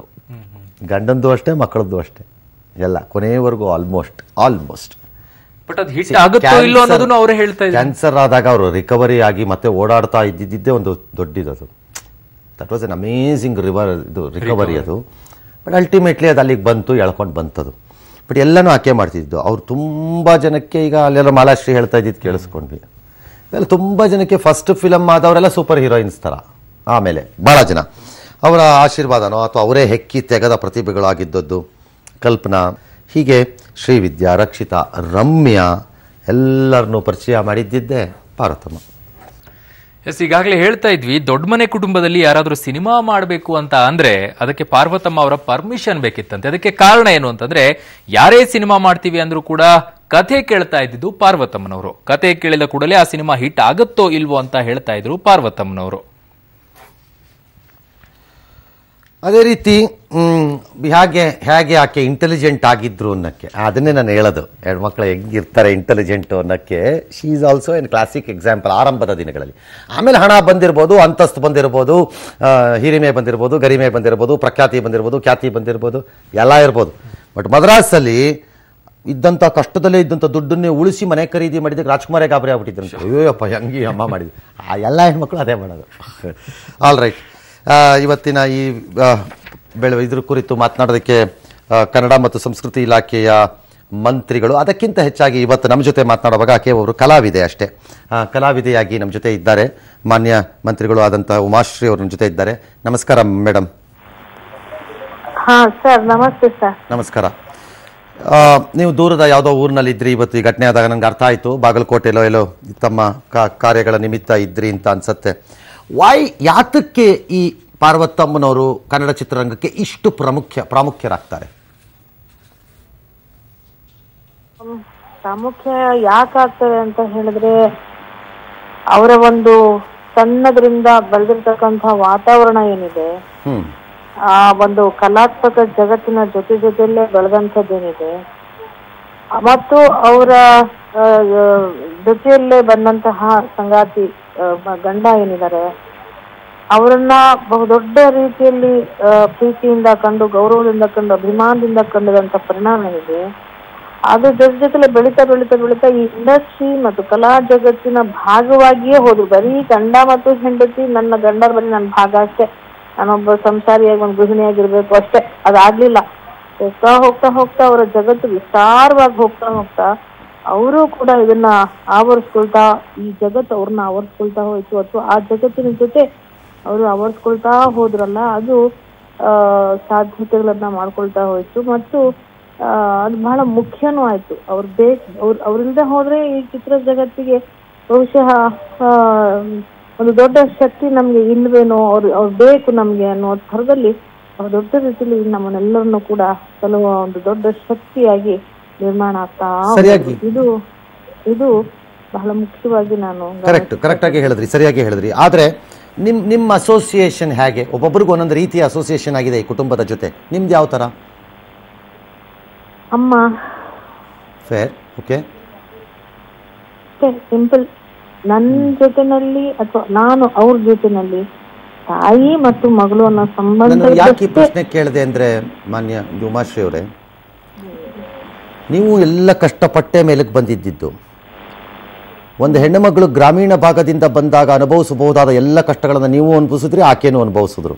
ಹಾಗಾಗಿ ನಿಮಗೆ ಹೆಚ್ಚು ಅರ್ಥವಾಗಿರ್ಬೋದು ಆಕೆ ಅನ್ನೋದು ನನ್ನ ನಂಬಿಕೆ. ಇಲ್ಲ, ಗ್ರಾಮೀಣ ಭಾಗದಿಂದ ನಾನು ಹುಟ್ಟಿದ್ದು ಅಷ್ಟೇ, ಆದ್ರೆ ಬೆಳೆದಿದ್ದು ನಾನು ಬೆಂಗಳೂರಲ್ಲಿ. ಆದ್ರೆ ಅಮ್ಮ ಇದಾರಲ್ಲ, ಅಮ್ಮ 15ನೇ ವರ್ಷಕ್ಕೆ ಮದುವೆ ಮಾಡ್ಕೊಂಡು ಆ ಗ್ರಾಮೀಣ ಪ್ರದೇಶದಲ್ಲಿ ಒಂದು ಮುಗ್ಧ ಮಗು ಅವರ ಜೊತೆನಲ್ಲಿ ಸಂಗಾತಿಯಾಗಿ ಬಂದು ಈ ಜಗತ್ತಿನ ಯಾವ ಸ್ತರಗಳು, ಆ ಒಂದು ಬದುಕಿನ ರೀತಿ ನೀತಿಗಳು ಏನೋ ಗೊತ್ತಿಲ್ಲದೆ ಏಕಾಏಕಿಯಾಗಿ ಅಣ್ಣನ ಜೊತೆನಲ್ಲಿ ಹೆಜ್ಜೆಗಳು ಹಾಕೊಂಡು ಬಂದು ಸಂಪೂರ್ಣ ಬದಲಾಗಿದ್ದೀವಲ್ಲ. ಆ ಒಂದು ಮುಗ್ಧತೆಯಿಂದ ಈ ಜಗತ್ತಿಗೆ ಬದಲಾದಂತಹದ್ದಿದೆಯಲ್ಲ ಆ ವ್ಯಕ್ತಿತ್ವ, ಅದು ಬಹಳ ಗ್ರೇಟ್ ಅನ್ಸುತ್ತೆ ನಮ್ಗೆ. ಬಹಳ ಗ್ರೇಟ್. ಹೋಗ್ತಾ ತನ್ನ ನಡೆ ನುಡಿ ವ್ಯಕ್ತಿತ್ವ ಮತ್ತು ತನ್ನನ್ನು ತಾನು ಅರ್ಪಿಸ್ಕೊಳ್ತಾ ಹೋಗ್ತಾ ಅನೇಕ ವಿಚಾರಗಳಲ್ಲಿ ಅವರು ಅನಿವಾರ್ಯ ಅನ್ನುವಂಥ ಸ್ಥಿತಿ ನಿರ್ಮಾಣ ಮಾಡುವಂತಹ ಶಕ್ತಿ ಬೆಳೆಸ್ಕೊಂಡು ಹೋಗ್ತಿದ್ಯಲ್ಲ, ಬಹಳ ಅದ್ಭುತವಾದಂತಹ ಪಯಣ ಅವರಿಗೆ. ಅಂತ ಒಂದು ಹೆಣ್ಣು ಮಗಳು ಆ ಬಿಸಿನೆಸ್ ಕಲ್ತಿದ್ದು ನನಗೂ ಅಷ್ಟೇ ಆಶ್ಚರ್ಯವಾಗಿ ಕಾಣುತ್ತದೆ. ಎಲ್ಲ ಗೊತ್ತಿರೋ MBAಗಳು ಮಾಡಿದವ್ರೆ ಪಲ್ಟಿ ಹೊಡೆದು ಬಿಡ್ತಾರೆ ಇವತ್ತು. MBA BBM ಏನೇನೋ ಮಾಡ್ಕೋತಾರೆ, ಎಲ್ಲ ಪಲ್ಟಿ ಹೊಡಿತಾರಪ್ಪ. ಈಕೆ ಕಲ್ತಿದ್ದು ಬಿಸಿನೆಸ್ ಮಾತ್ರ ಅನ್ಬಿಲೀವಬಲ್. ಅದೇ ಆಶ್ಚರ್ಯಗಳು ಅಂತ ಹೇಳಿದ್ರೆ ಅದೇ ನೋಡಿ, ಅವರ ಬದುಕಿನಲ್ಲಿ ಬಹಳ ದೊಡ್ಡ ಆಶ್ಚರ್ಯಗಳು ಅಂದ್ರೆ ಈ ಥರದವೇ ನಾನು ನೋಡ್ತಾ ಹೋಗುವಂಥದ್ದು. ಆಮೇಲೆ ಅವರಲ್ಲಿ ಒಂದು ರೀತಿಯ ನಿಯಂತ್ರಣ ಶಕ್ತಿ ಇತ್ತು ನೋಡಿ.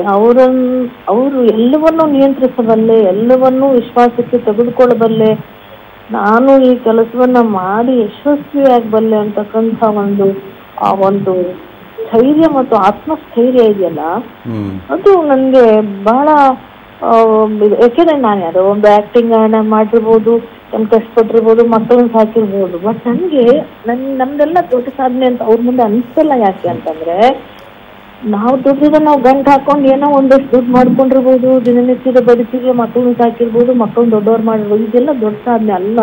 ಬಟ್ ಅವ್ರು ಕೋಟ್ಯಾಂತರ ರೂಪಾಯಿಗಳನ್ನ ಹಾಕೋದು, ತೆಗಿಯೋದು, ಲಾಸ್ಗಳನ್ನ ನೋಡೋದು, ಗೆಲುವನ್ನ ನೋಡೋದು, ಮತ್ತೆ ಎಲ್ಲ ಇಡೀ ತನ್ನೊಂದು ಸಂಸ್ಥೆಯನ್ನಲ್ಲ, ಇಡೀ ಸಂಸ್ಥೆಗಳ ಬಗ್ಗೆನೂ ಯೋಚನೆ ಮಾಡುವಂಥದ್ದು.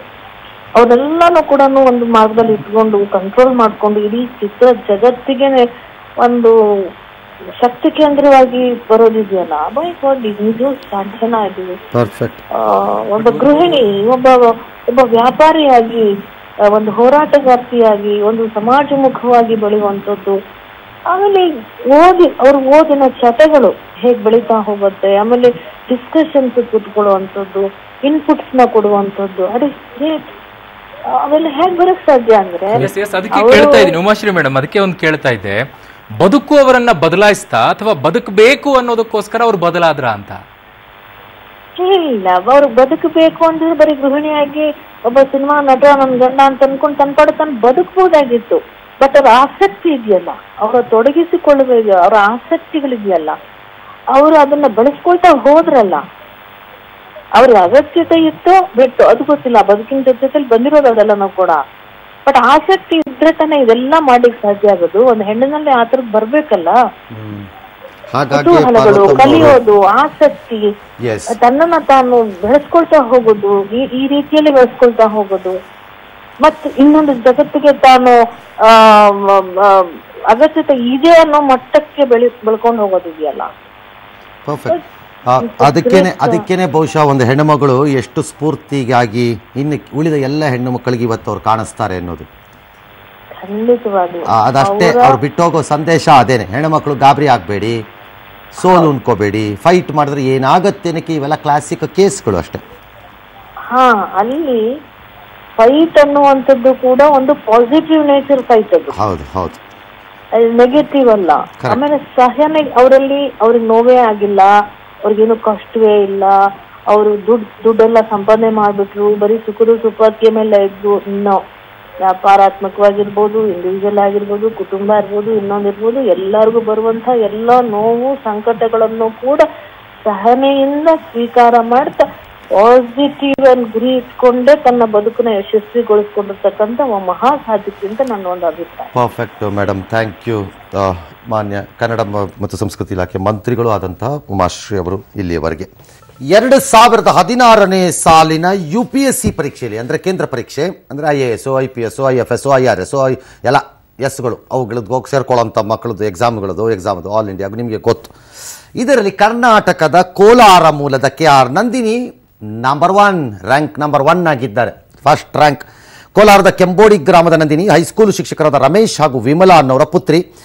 ಅಲ್ಲಿಯ ಚಿನ್ಮಯ ಸ್ಕೂಲ್ನಲ್ಲಿ ಹೈಸ್ಕೂಲ್ ಓದಿದ್ದಾರೆ. ಮೂಡಬಿದ್ರೆ ಆಳ್ವಾಸ್ನಲ್ಲಿ PUC ಕಾಲೇಜು, ಆಮೇಲೆ MS ರಾಮಯ್ಯನಲ್ಲಿ ಇಂಜಿನಿಯರಿಂಗು ಸಿವಿಲ್ BE ಪದವಿ ಪಡ್ಕೊಂಡಿದ್ದಾರೆ.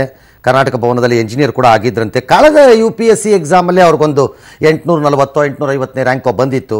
ಅವ್ರು ಖುಷಿಯಾಗಿಲ್ಲ, ಇನ್ನೊಂದ್ಸರಿ ಎಕ್ಸಾಮ್ ತಗೊಂಡು ಫಸ್ಟ್ಗೆ ಹೋಗ್ಬಿಟ್ರು, ಶಿಫ್ಟ್ ಆಗೋರಿಗೆ 1ನೇ ರ್ಯಾಂಕ್ಗೆ ಹೋಗ್ಬಿಟ್ಟಿದ್ದಾರೆ ಹೋದ ಸರಿಗಿಂತ. ಏನು ಈ ಹಿಂದೆ ಕರ್ನಾಟಕಕ್ಕೆ ಇದೇ ಥರ ಹಿಂದೇನು ಒಂದ್ಸರಿ 1ನೇ ರ್ಯಾಂಕ್ ಬಂದಿತ್ತು, ಆವಾಗ ಶಂಕರ್ ಬಿದ್ರಿ ಅವರ ಮಗಳು ಅದನ್ನು ಪಡ್ಕೊಂಡಿದ್ರು.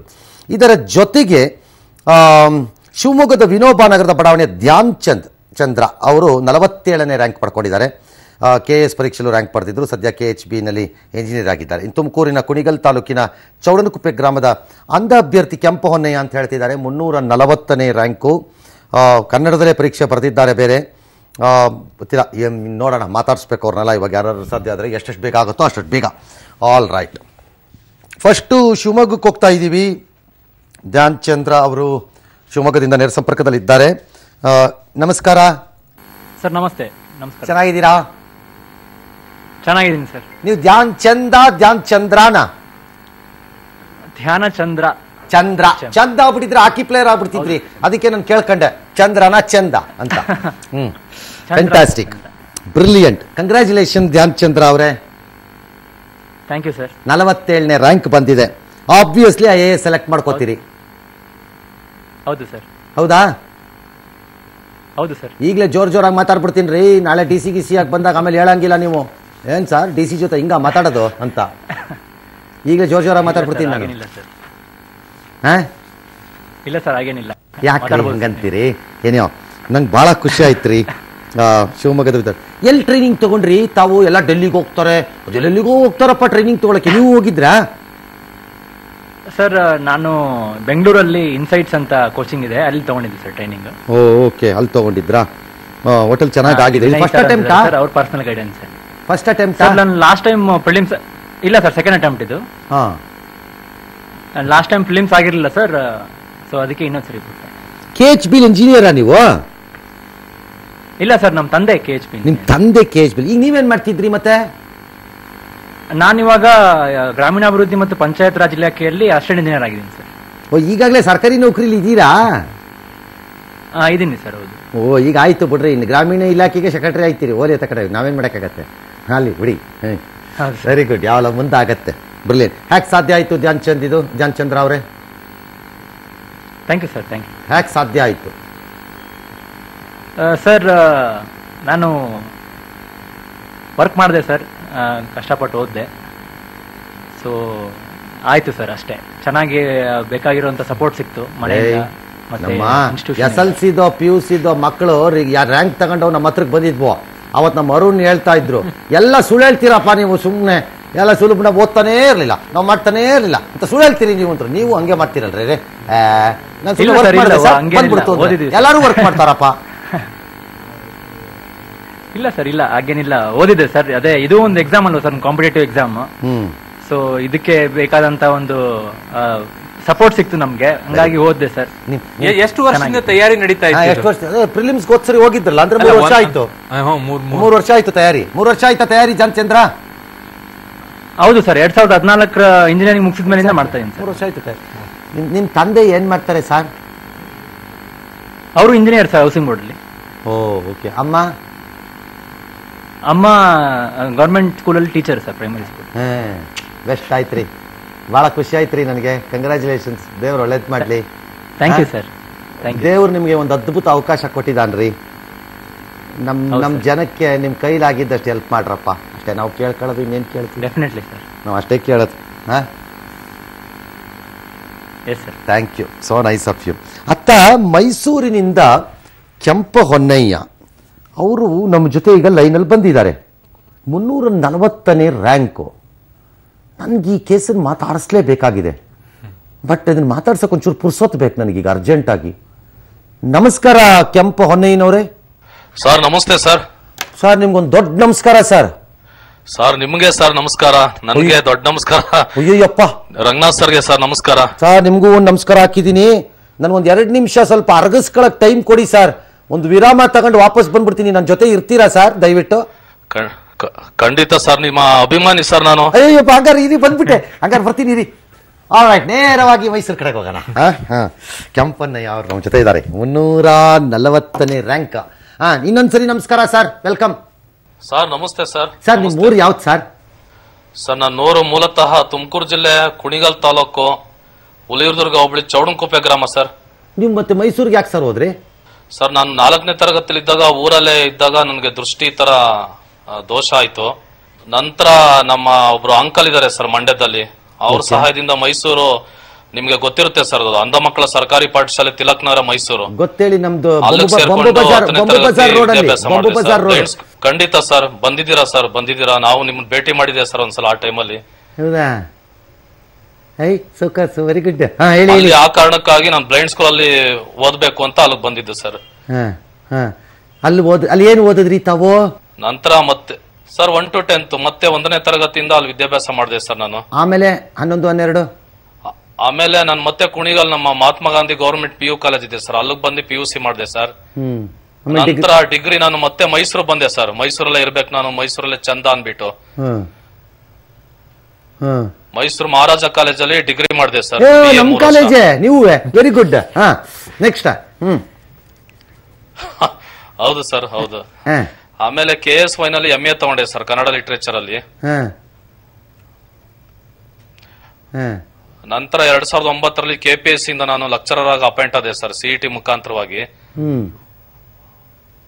ಅದು ತುಂಬಾ ದೂರ ಸರ್, ಮೈಸೂರಿಂದ 82 ಕಿಲೋಮೀಟರ್, HOD ಕೋಟೆ ತಾಲೂಕು ಒಂದು ಗಡಿ ಗ್ರಾಮ ಸರ್, ಭೀಮಟ್ಕೆರೆ ಗವರ್ಮೆಂಟ್ PU ಕಾಲೇಜ್ ಅನ್ಬಿಟ್ಟು. ಕೇರಳ ಗಡಿ ಗ್ರಾಮ, ಅದು ಕೇರಳದ ಹತ್ರ ಬರುತ್ತೆ ಸರ್ ಅದು. ಮೈಸೂರಿಂದ ಓಡಾಡ್ತಿದ್ದೆ ನಾನು ಅಲ್ಲಿಗೆ. ಅಲ್ಲಿ ಒಂದು 6 ವರ್ಷ ಸರ್ವಿಸ್ ಮಾಡಿದೆ ಸರ್ ನಾನು. ನಂತರ ಕಳೆದ ವರ್ಷ ನನಗೆ ವರ್ಗಾವಣೆ ಸಿಕ್ತು ಸರ್ ಮೈಸೂರು ಸಿಟಿ ಕಾಲೇಜ್ಗೆ. ಈಗ presently government PU college Ontikoppal sir, ಅಲ್ಲಿ ಕೆಲಸ ಮಾಡ್ತಾ ಇದೀನಿ. ಓ, ಒಂಟಿಕೊಪ್ಲು ನಮ್ಮನೆ ಇದ್ದಿದ್ದ ಜಾಗ. ಅಯ್ಯೋ, ಎಷ್ಟು ಹತ್ರ ಆಗೋದ್ರಿ ನೀವು ನನಗೆ. Very good. ಹಾ, ಹೇಳಿ ಸರ್. ಬಹಳ ಹತ್ರ ಆಗೋದ್ರಿ ನೀವು ನನಗೆ. ಕೆಂಪಣ್ಣನವರೇ ಕೇಳಿಸ್ತಿದ್ಯಾ? All right. ಸಾಮಾನ್ಯವಾಗಿ 9:45 ಆಸುಪಾಸಿನಲ್ಲಿ ನಾವು ನಿಮ್ಮ ಮುಂದೆ ಒಂದು ಹಾಜರುಪಡಿಸ್ತೀವಿ ಹೀರೋ ಅಂತ. ಇವತ್ತು ನನ್ನ ಲೆಕ್ಕಾಚಾರದಲ್ಲಿ this man is the hero. ನಾನಿವತ್ತು ಬುಲೆಟಿನನ್ನು ಸ್ಟಾರ್ಟ್ ಮಾಡಿದಾಗ ಒಂದು ಮಾತಾಡಿದೆ, 2 ಹೆಣ್ಣು ಮಕ್ಕಳ ಕತೆ ಅಂತ. 2 ಹೆಣ್ಣು ಮಕ್ಕಳು, ಒಬ್ಬ ಗಂಡಸದ್ದು ಕತೆ. ಅವೆರಡು ಹೆಣ್ಣು ಮಕ್ಕಳದ್ದು ಸ್ಫೂರ್ತಿ. ಇದು ಸಾಹಸ. ಇದು ಸಂಪೂರ್ಣ ದೃಷ್ಟಿಯನ್ನು ಕಳ್ಕೊಂಡು ಹಠ ಹಿಡಿದು IASನಲ್ಲಿ ನಾನು 340ನೇ ರ್ಯಾಂಕ್ ಪಡ್ಕೊಂಡು ನಾನು ಹೋಗ್ತೀನಿ ಅಂತಂದರೆ what do we call him? Brilliant. ಕಣ್ಣಿದ್ದವ್ರು ಪರದಾಡ್ತಿರ್ತೀನಿ. Look at his determination, guts. All right, back to pavilion. ಕೆಂಪಣ್ಣನವರು ಮತ್ತೆ ನನ್ನ ಜೊತೆ ದೂರವಾಣಿ ಸಂಪರ್ಕದಲ್ಲಿದ್ದಾರೆ. ನಮಸ್ಕಾರ, ಕೇಳಿಸ್ತಾ ಇದೆಯಾ ಈಗ? ಸರ್ ಕೇಳಿಸ್ತಿದೆ ಸರ್. ಹ್ಯಾಕ್ ಸಾಧ್ಯ ಆಯಿತು ಕೆಂಪಣ್ಣನವರೇ? ಇದು ಹೆಂಗ್ ಓದಿದ್ರಿ? ಹೆಂಗ್ ಸಾಧ್ಯ ಆಯಿತು? ಹೇಗೆ ಎಕ್ಸಾಮ್ ಬರೆದ್ರಿ? ಸರ್, ಓದ್ಬೇಕು ಅಂತ ಒಂದು ಆಸೆ ಇತ್ತು ಸರ್. ಏನಾದ್ರೂ ಒಂದು ಮಾಡ್ಬೇಕು ನಾನು, ಎಲ್ರ ತರ ಇರಬಾರ್ದು, ಒಂದ್ ಸ್ವಲ್ಪ ಡಿಫ್ರೆಂಟ್ಲಿ ಏಬಲ್ಡ್ ಆಗಿ ಇರ್ಬೇಕು ನಾನು ಅಂದ್ಬಿಟ್ಟು ತೀರ್ಮಾನ ಮಾಡ್ಕೊಂಡಿದ್ದೆ ಸರ್. ನಮ್ಗೆ ಇದೆಲ್ಲ ಏನ್ ತಿಳುವಳಿಕೆ ಇರ್ಲಿಲ್ಲ ಸರ್. ಮೈಸೂರು ಬಂದಾಗ ತುಂಬಾ ಬಡತನದ ಕುಟುಂಬದಿಂದ ನಮ್ಮ ತಂದೆ ಇಲ್ಲ ಇವತ್ಗೂ. ನಮ್ ತಾಯಿ ಇದಾರೆ, ಊರಲ್ಲಿದ್ದಾರೆ ಸರ್, ಕುಣಿಗಲ್ ತಾಲೂಕು ಹಳ್ಳಿಲೇ ಇದಾರೆ. ನಮ್ಮ ಅಣ್ಣ ಕೂಡ ಫಿಸಿಕಲ್ ಹ್ಯಾಂಡಿಕ್ಯಾಪ್ಟ್. ಅವರು ತೆಂಗಿನ ಮರದಿಂದ ಬಿದ್ದು ಏಟ್ ಮಾಡ್ಕೊಂಡಿದ್ದಾರೆ. ಡಿಗ್ರಿ ಮಾಡಿದೆ ಸರ್, MA ಮಾಡಿದೆ. ಜೀವನ ಮಾಡ್ಬೇಕು, ಹೊಟ್ಟೆ ಪಾಡಿಗೆ ಏನಾರು ಒಂದು ಜಾಬ್ ತಗೊಳ್ಳೇಬೇಕು ಅಂತ ಲೆಕ್ಚರರ್ ಎಕ್ಸಾಮ್ ಬರ್ದೆ ಸರ್. ಲೆಕ್ಚರರ್ ಎಕ್ಸಾಮ್ ನನ್ಗೆ ಸಿಕ್ಕೋಯ್ತು. ನಂತರ 2006 KPSC KS ಎಕ್ಸಾಮ್ ಬರ್ದೆ. ಆಗ ನಂದ 833 ಮೊದಲ ಬಾರಿಗೆ ಸ್ಕೋರ್ ಆಗಿತ್ತು ಸರ್. ಆದ್ರೂ ಕೂಡ ನನ್ಗೆ ಅಲ್ಲಿ ಸರ್ವಿಸ್ ಯಾವ್ದು ಕೂಡ ಸಿಗ್ಲಿಲ್ಲ ನನ್ಗೆ. 2011 ಎಕ್ಸಾಮ್ ಬರ್ದೆ ಸರ್. ಅದು ನಿಮ್ಗೆ ಗೊತ್ತಿದೆ ಸರ್, ಕಾಂಟ್ರವರ್ಸಿ. ಈಗ ಸಿಕ್ಕಿದೆ ಕೆಂಪಣ್ಣನವರು, ಬಿಟ್ಬಿಡಿ ಅದನ್ನೆಲ್ಲ, ಪೋಸ್ಟ್ ಮಾರ್ಟಮ್ ಬೇಡ. 2001 ತಹಶೀಲ್ದಾರ್ ಆಗಿ ಆಯ್ಕೆ ಆದೆ ಸರ್ ನಾನು. ಒಂದ್ ನಿಮಿಷ ಕೆಂಪಣ್ಣನವರೇ, ಹಂಗೆ ನನ್ನ ಜೊತೆ ಇರಿ ನೀವು. ದೂರವಾಣಿ ಅದೆಲ್ಲ ನೀವು ತುಂಬಾ ಸಪೋರ್ಟ್ ಮಾಡಿ. ಸುಮ್ನಿರಿಪ್ಪ, ನಂದನ್ನ ಹೇಳಪ್ಪಡಿ. ನಿಮ್ಮ ಅಚೀವ್ಮೆಂಟ್ ನಮ್ದನ್ನೆಲ್ಲ ಯಾಕೆ ಹೇಳಕ್ ಬರ್ತೀರಿ? ನೀವುಗಳು ಮಾಡಿರೋದು ದೊಡ್ಡದು, ನಾವು ಮಾಡಿರೋದು ಯಾವ ದೊಡ್ಡ ಕೆಲಸಗಳು. ಇರಿ ಒಂದ್ ನಿಮಿಷ, ಹಂಗೆ ತಾವು ದಯಮಾಡಿ ಲೈನಲ್ಲಿ ಇರಿ. ನಂಬರ್ 1 ರ್ಯಾಂಕ್ ಬಂದಿರೋ ಮೇಡಮ್ ನಿಮ್ಗೊಂದ್ಸರಿ ಕಂಗ್ರಾಚುಲೇಷನ್ ಹೇಳಿಸ್ತೀನಿ. ಇವತ್ತು ನಾನು ಬಿಡ್ತೀನ. ಈಗ ನಂದಿನಿ ಮೇಡಮ್ ಈಗ ನಮ್ಮ ಜೊತೆ ದೂರವಾಣಿ ಸಂಪರ್ಕಕ್ಕೆ ಬಂದಿದ್ದಾರೆ. First rank madam. ನಮಸ್ಕಾರ ಮೇಡಮ್. ಹಲೋ, ನಮಸ್ತೆ. ನಮಸ್ಕಾರ, ನಾನು ರಂಗನಾಥ್ ಅಂತ ಪಬ್ಲಿಕ್ ಟಿವಿಯಿಂದ ಮಾತನಾಡ್ತಾ ಇದ್ದೀನಿ. ಹಲೋ ನಮಸ್ಕಾರ ನಂದಿನಿ ಮೇಡಮ್, ನಿಮಗೆ ನನ್ನ ಧ್ವನಿ ಕೇಳುತ್ತಾ? ಕೇಳಿಸ್ತಿದೆ, ಹೇಳಿ. ನಾನು ರಂಗನಾಥ್ ಅಂತ ಪಬ್ಲಿಕ್ ಟಿವಿಯಿಂದ ಮಾತಾಡ್ತಾ ಇದ್ದೀನಿ. ಹೇಳಿ sir. Okay, fair enough. First rank 600 ಚಿಲ್ಲರೆ ರ್ಯಾಂಕ್ ಇಂದ ಡಮಾರ್ ಅಂತ ಫಸ್ಟ್ ರ್ಯಾಂಕ್ ಕಡೆಗೆ ಶಿಫ್ಟ್ ಆಗ್ಬಿಟ್ರಿ. ಹೆಂಗ್ ಬದಲಾವಣೆ ಆಯ್ತು? 1 ವರ್ಷದಲ್ಲಿ ಏನೇನು ಬದಲಾವಣೆ ಮಾಡ್ಕೊಂಡ್ಬಿಟ್ರಿ? ಹಿಂದಿನ ತಪ್ಪದಿಂದ ತಿಳ್ಕೊಂಡಿದ್ದು ಒಂದೇದು. ಮೊದಲಿನ ಪ್ರಯತ್ನದಲ್ಲಿ ನನ್ಗೆ ಗೊತ್ತಿತ್ತು ನನ್ನ ಪೂರ್ಣ ಪ್ರಯತ್ನ ಪಟ್ಟಿಲ್ಲ ಅಂತ. ಹಾಗಾಗಿ ಆ ತಪ್ಪುಗಳನ್ನ ತಿಳ್ಕೊಂಡು consistency in effort, I think ಅದು ಒಂದು ಇವತ್ತು ಸ್ವಲ್ಪ ಅಮೌಂಟ್ ಆಫ್ ಗುಡ್ ಲಕ್ ಅಂತಾನು ಅನ್ಸುತ್ತೆ. ಹಿರಿಯರ ಆಶೀರ್ವಾದ. ಅದು ಕರೆಕ್ಟು, ಆಶೀರ್ವಾದ. ಅಲ್ಲೇನು ಟ್ರೈನಿಂಗು ಹೋಗಿದ್ರಾ ಡೆಲ್ಲಿಗೆ ನೀವು? ಈಗ ನಾನು IRS ಟ್ರೈನಿಂಗ್ ಅಲ್ಲೇ ಇದ್ದೆ. ಅದೇ IRS ಟ್ರೈನಿಂಗ್ ಕರೆಕ್ಟ್. ಬಟ್ ಈ IAS ಕೋಚಿಂಗ್ ಎಲ್ಲಿ ತಗೊಂಡ್ರಿ ಹೆಂಗಾರೆ?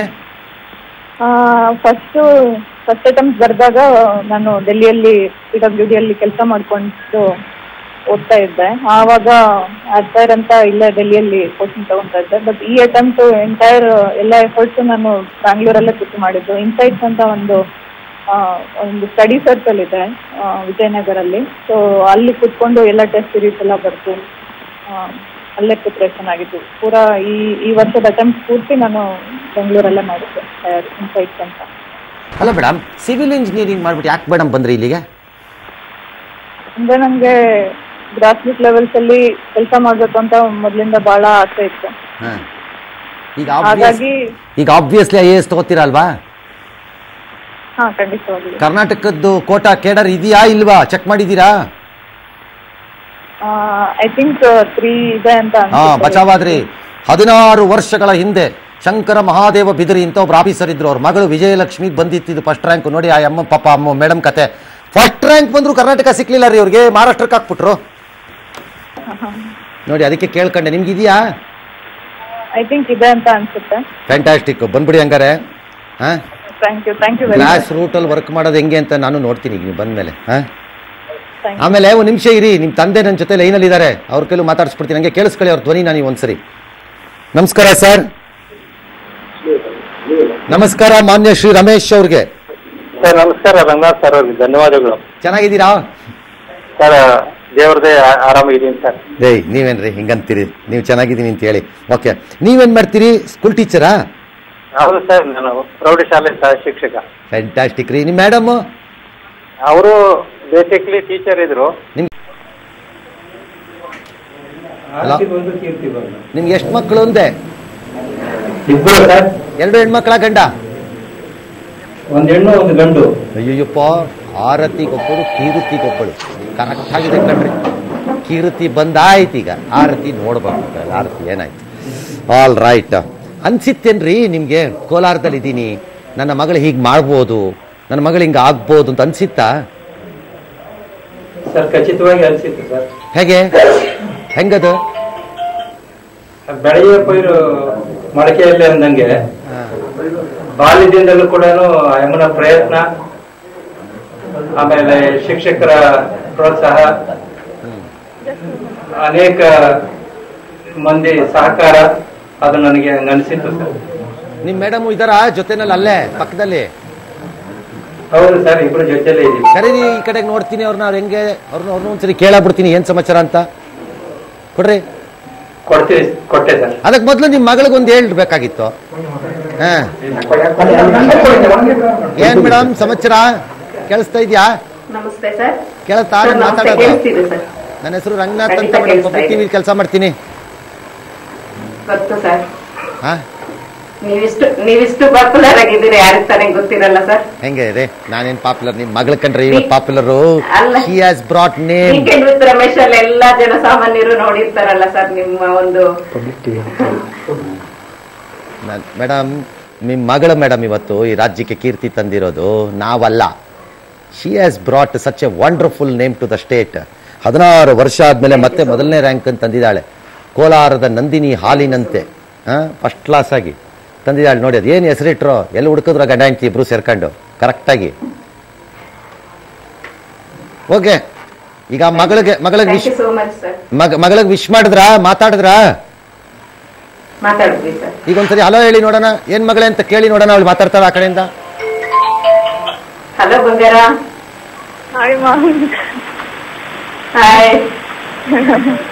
ರೀ ಅದ್ ಏನಂತ ಕರೆದ್ರಿ ನೀವು? ಏನಂತ ಕರೆದ್ರಿ? ಚಿನ್ನದ ಗಣಿ ಅಲ್ವಾ ಸರ್, ಅದಕ್ಕೆ ಬಂಗಾರ ಅಂತ ಕರೆದೆ. ಓ ಹಂಗಾ? Okay okay. ಬಂಗಾರ ಆಗೋ ಅದು ಮೋಸ್ಟ್ಲಿ ಹಿಂಗ ಆಗಿರ್ಬೋದು ಮೇಡಮ್. ಬಂಗಾರ ಖಾಲಿ ಆಗೋಯ್ತಲ್ಲ, ಅದಕ್ಕೆ ಹೊಸ ಬಂಗಾರ ಉಟ್ಕೊಂಡಿರ್ಬೇಕಲ್ಲಿ. ಆಶೀರ್ವಾದ, ದೇವ್ರ ಕೃಪೆ. ಬಹಳ ಅದ್ಭುತ ರೀ, ಬಹಳ ಅದ್ಭುತ. Nandini madam, I sincerely congratulate you. God bless you.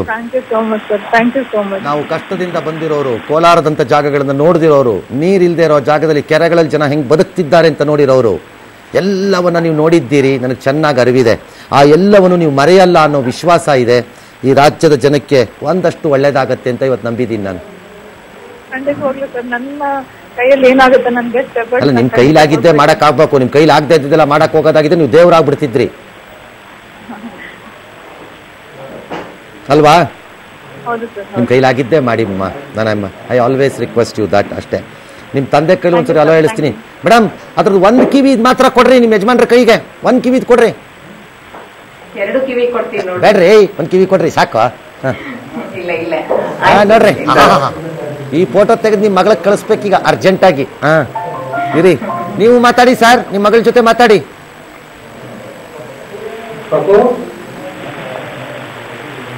Hello hello, ಕೇಳಿಸ್ತಾ ಇದೆಯಾ? Hello hello.